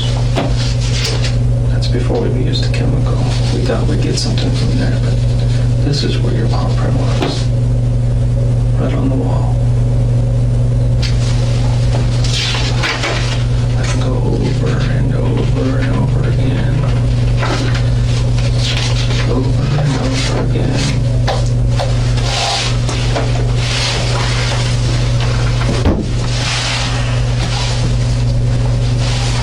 There's no doubt in my mind that you were there. There's no doubt in my mind that you did this. None. So you can go until you're blue in the face and tell me you weren't there and you had nothing to do with it. I won't believe you. I will not believe it. Because Travis is telling me that you did this to him. That's my job. My job is to speak for him. And this is what he's telling me. And I want to know why. It's killing me inside. I don't know why. Like, there's no reason for it. There's no reason why. There's no reason I would ever want to hurt him. There's no way anybody else. He never raped me. Nobody. Never. There's no way anyone else could have left your palm print in blood on that wall. No way. Get that through your head. If I was going to ever try to kill somebody, I would use gloves. I have plenty of them. Nobody said you were, you had planned this out perfectly. Maybe you were going there to just talk to him, have a good time with him. Something got out of hand. Even if I were there, and even if I were going there to just have a good time with him. What if I tell you somebody saw you there? A neighbor. Do you remember some of the neighbors? Just who know Dave. you? The next door neighbor? And his wife? I don't know his wife, but Okay. What about some of the neighbors across the street? no, I've never met them. No. But you've hung around there quite a bit and they know you. Yeah, they've seen you there on that day. I wasn't there that day. Jodi, you were there that day. And even if I'm trying to think, the majority of the time that I spent there, I had platinum blonde hair. So, I mean, and I've never once said hi to them, met them, shook their hand, met them face to face, crossed the street. When I spent time there, he wanted to keep it private, so it was, I spent the majority of my time inside. Not, walking around outside. Except for a few times when I took his dog for a walk. Would they see your car there? Or would you park it down the street? No, they would see it there. I drove an Infinity. So they would definitely recognize the car, I'm sure. Because, well, there were a lot of cars there a lot of the time. Where's the Infinity now? I gave it back to the bank. To the impound yard somewhere? Are we going to find any evidence in that car? You're free to look. We're going to look. You can also look in the rental car. What company did you rent it from? I don't remember, but I can check my debit card record. I remember the make and model. No, we're waiting for it anyway, but all the new cars have GPSs in them. Oh. Factory. Not for you to Well, then use. that's good. But for us to use if we need to. Well, then that's good, because I was also going to ask you, I don't know if this is something that you can recall, but a lot of the stoplights in Mesa and things have cameras on them. Is there any way we could back that up? Or, if I were going to Phoenix, going through that tunnel, is that surveillance? No. Is there surveillance anywhere? Unless you ran a red line. Unless you got caught on a speed camera. But nothing beats that stuff. And I have a solid case against you. And I can present it to the judge. As cold as it is now. I don't know why she did it. Or I can present it to the judge with your explanation. With your parents' explanation. What do you mean? Have you talked to your parents about what happened? I told them I was worried about stuff. About what stuff? I said that, well, they knew I was upset about Travis, and I feel really bad by the way I was acting, because there wasn't, especially toward my grandparents, there were a lot of times. Why are they not surprised that you're sitting here talking to me about this? What do you mean? They're not surprised. They're concerned. They're hurt. I haven't, but my other detectives have. And they're very concerned with you. But they kind of suspected that you had something to do with Travis's death as well. Whose parents think that? That's because I told them that a lot of people were dropping my name, and I said, I'm not worried about it because I didn't do it. I said, but it's hurting my reputation right now, and it's casting me in a bad light. I wouldn't be worrying about your reputation right now. I'd be worrying about the rest of your life. That means nothing. Absolutely nothing. Well, my reputation will affect the rest of my life. So I am worried about my reputation. You're going to continue with the story then that you weren't in Mesa on the 4th, you weren't in Travis's house, you didn't have sex with him that day, and you had nothing to do with his murder. Those pictures are, I don't know, to me, pictures are very compelling. I know that they can be modified, I know they can be altered, and date and time stamps, I don't know, but I think they can be I didn't modify anything. I don't think you would. We take absolutely special care of what we do. I know. We actually take an image of that card, or let's say you get a computer, take an image of that hard drive and make a copy of it. We don't even touch your hard drive. We just work with the copy. And that's exactly what we do with the photos. We don't work with the originals. We just make an exact digital copy of everything, move it over so we don't touch it, and then we analyze it. And our guys are so good. Every case they've ever done that I know of has never been lost in court. It's been argued and argued and argued. There's no way that they duplicate or that they enhance or that they change or that they do anything to a photo. If I'm found guilty, what happens? You don't have to pay the price. So what's the price? I don't know. Don't you know what the sentences are? The sentences that are carried for something? It depends on your situation, how old you are. It depends on the type of crime. It depends on whether you show remorse or not. And part of that remorse is at least coming clean. When somebody doesn't come clean, I don't see any remorse. I don't know if a judge would see any remorse. I don't know if a jury would see any remorse. But I don't know. That's not for me to decide. My job is to investigate, find out who did it, why they did it, and present it to a court. And that's it. I just can't imagine.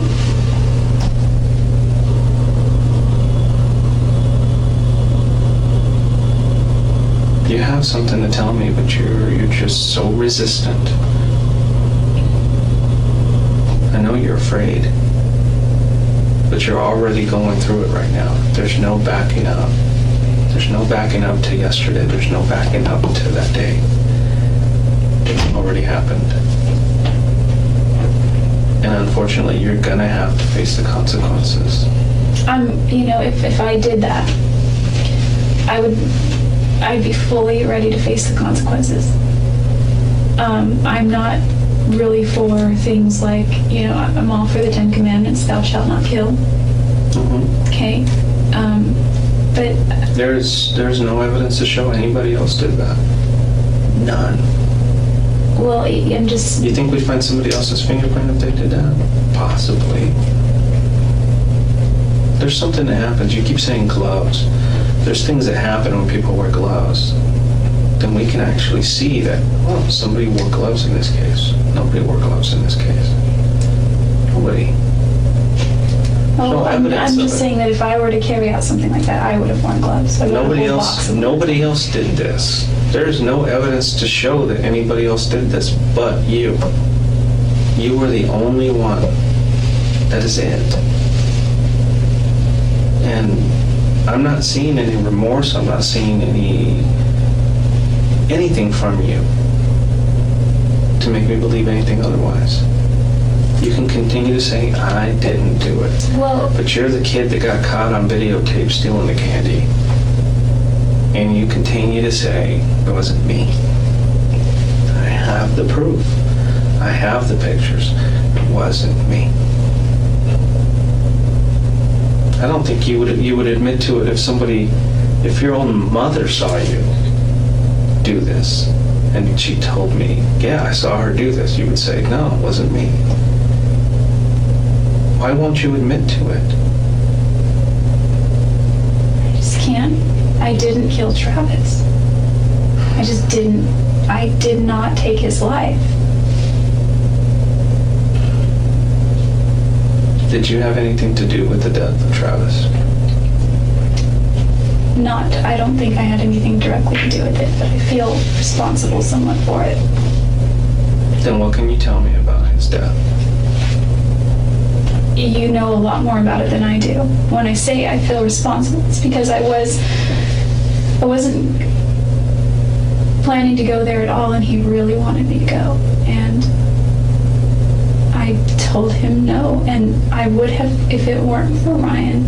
And there's nothing really with Ryan and I. In fact, he has been very hesitant to move anything forward because he's not sure about me. He said a lot of people are talking. I'll just tell you that right now. I really wish this would get solved so that we can just put it behind us. Maybe that's a good thing because he's not an active church member anyway. But The reason I feel is because if it weren't for Ryan, I would have folded and I would have just scrapped all my plans and spent all of my days there. But I didn't, and I stood strong, and he got mad and got sad and he guilted me. He didn't get really mad, he just kind of guilted me. And finally he was like, whatever, fine, we hung up.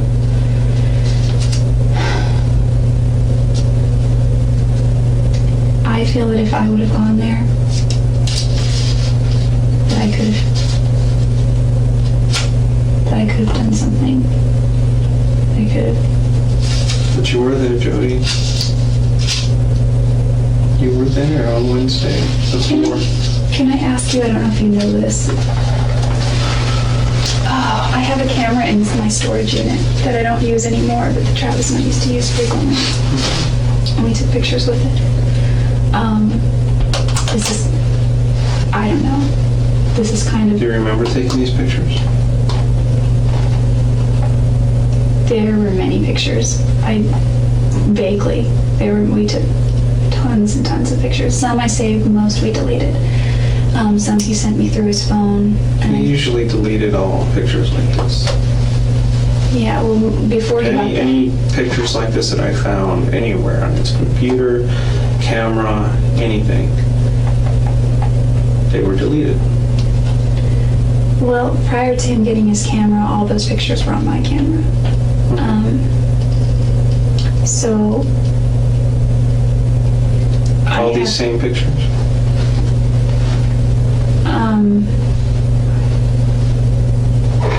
I don't know. We took a bunch the week before I left. We took a bunch over the last 6 or 7 months. We took over last year even when we were still dating, but we would delete them mostly. There were some that he sent me that I didn't delete.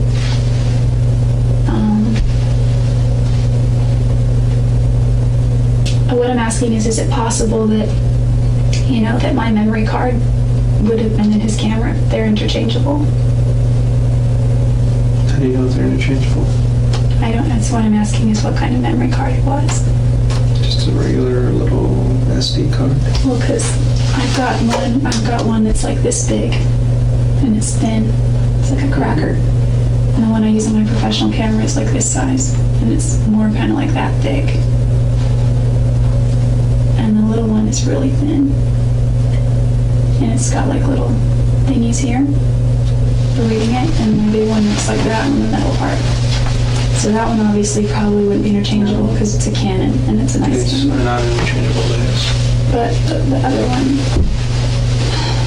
I don't know. Your camera's here, his camera's there. He just bought that camera. Well, the other camera that I used before that's broken now, it's in my storage unit, but it's still there. And you're saying those pictures are on that camera?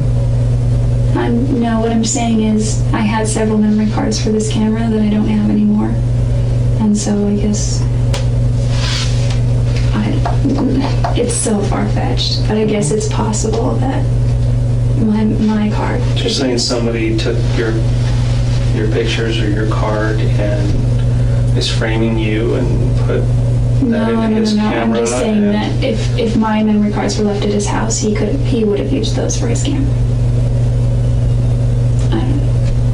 I don't know. I can explain the blood though, and I can explain the hair. I don't know about the front. I can't explain the blood or the hair. Well, the hair, there's hair everywhere, and probably every square inch of that house. My hair. Yeah. If you sweep it, you'll get hair everywhere. All over around the toilet, around in the shower. I don't know about the shower because the shower gets used, but definitely around the bottom of the sink area. And maybe Still doesn't explain the hair to me. It had a follicle in it. You haven't been there since April. There's no way. No way. The blood? No. Well, the blood is mixed with his, and that's the blood that he bled that day when he was killed. Well, Print? I don't know if you can check how fresh the blood was. No, we can't check how fresh it is, but we can go by where it is. Oh, okay, because I cut myself. And you're saying that blood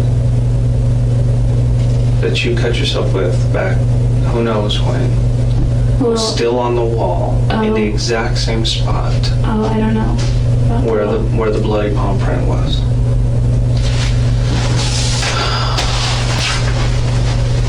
It was a glass that Travis had that I was using to wash Napoleon with. I used to give him baths. And I dropped it, and when I picked up all the glass, and I'm pretty casual about it because I break glass at work all the time, and it's not a big deal, it's nothing to be scared of. And I was probably just being careless with it, and I sliced myself open, and... Is that how you want to leave this? Just... Some action that is going on at 5:31:14, right? Something's going on, right? Yes. We also know that Exhibit 162 is 5:32:16, which is a minute and 2 seconds later, correct? Correct. So you've now shot him. You've told us that the fog is rolling in and that you have no memory. You still don't know where the knife is, do you? I don't remember a lot from that period. It could be... Right, but you told us before that period even, that you didn't know where the knife was. Do you remember just telling me that? Today, as I sit here, I don't remember where the knife was. On June 4th, I might have remembered where it was. Do you remember in cross-examination that I asked you if you knew where the knife was on June 4th? And you said, no, I don't remember where the knife was. And so as you shot Mr. Alexander, you by necessity then have to go look for the knife, don't you? I don't know the answer to that. Well, you didn't have the knife in your hand when you shot him. Did you? Sustained. Did you have the knife in your hand when you shot him? It's the same question. Overruled. No, I did not. So, that means that if you didn't have the knife in your hand, you needed to go get it from somewhere, right? I guess. I don't know. No, there's no guessing here now. If you didn't have it in your hand and you just shot him and you rolled away, right? Objection, argumentative. Sustained. You do then agree that if you didn't know where the knife was and Mr. Alexander didn't have it, it would take time for you to go find that knife, wouldn't it? Objection, argumentative. Overruled. I don't know. I don't know where the knife was. Right. Since you didn't know where the knife was, it would take time to go find it, irrespective of where it was, wouldn't it? I guess under that theory. Sure, under that theory. It would take time, right? Yeah, I guess.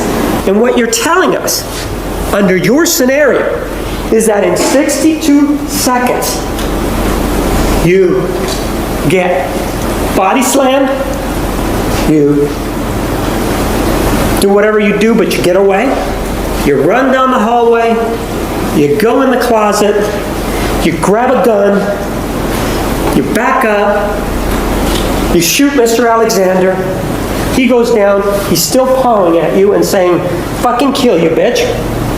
And then, after you're able to get away, you go get the knife, and he ends up at the end of the hallway, all in 62 seconds. That's what you're telling us?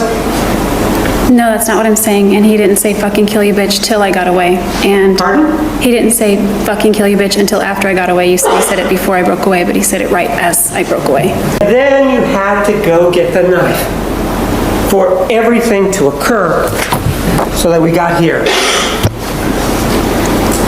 I don't know all the particulars of what's going on in that picture, so I can't even say if that's true or not. You say that he gets shot, right? That's correct. Goes down, and you describe for us that he's pawing at you, and then you're able to sort of stand up, fucking kill you, bitch, and then the fog rolls in, right? No, then I have no memory. The fog was already there. The fog was already there, and did you or did you not have the knife with you? I did not. And you obtained it at some other point when you can't tell us, right? It would appear that way, yes. You say it would appear that way. Let's be clear, there wasn't anybody else there, right? That's correct. And you did stand up at some point. You remember telling us that, right? I believe I did. And when you stood up, he was still on the ground, right? I don't recall looking back. Pardon? I don't recall looking back. So you were, even though he's still a threat to you, according to you, and he's just threatened your life, you turn your back on the threat? Yeah, I'm trying to get away. When a battered woman is attacked and they're defending their life, they don't know when to stop. Travis Alexander's body was stabbed 27 times. It may be that Jodi Arias didn't know when to stop. This individual, the defendant, Jodi Arias, killed Travis Alexander. And even after stabbing him over and over again, and even after slashing his throat from ear to ear, and then even after taking a gun and shooting him in the face, she will not let him rest in peace. But now, instead of a gun, instead of a knife, she uses lies. This is an individual who is manipulative. This is an individual who will stop at nothing and will continue to be manipulative and will lie at every turn and at every occasion that she has. Everything in this case points to the fact that it did not happen. There are no medical reports, there are no friends, there is no one that can come in and say anything about that. There are no medical records, there is absolutely nothing. There is a direct strike to his neck, which is an indication of somebody who is thinking, this person's not going to live. He may get away from me in the shower. He may get away from me all the way to the sink. And he may stumble his way down that hallway. But you know, I caught him. And now, rather than stabbing him anywhere else, right here. So it's a very well orchestrated kill. The other thing that she did is that she created a lie that really involves behavior that is a hot button kind of topic. How horrific it is to be accused falsely of being a pedophile. He's not here. He's not here to say, no, that's not true. And so Snake goes to the computer and doesn't find anything there. Oh, no, I changed my mind. It was actually images. First of all, her journal indicates that there wasn't such an event. Second of all, the text messages also indicate the same thing. And what human being, if that is the allegation, if they really are caring, what human being doesn't go to the police and say, or somebody else, this person is a pedophile? What she does, well, it's the new approach. It's the new approach to pedophilia. What does she do? Well, let's jump in the sack. That's what we're going to do. The State of Arizona versus Jodi Arias, verdict, count 1. We, the jury, duly impaneled and sworn, in the above entitled action, upon our oaths, do find the defendant as to count 1, first-degree murder, guilty. 5 jurors find premeditated, 0 find felony murder, 7 find both premeditated and felony. Just a couple of minutes ago, you heard the verdict from the jury. What are your thoughts? I think I just went blank. Just, I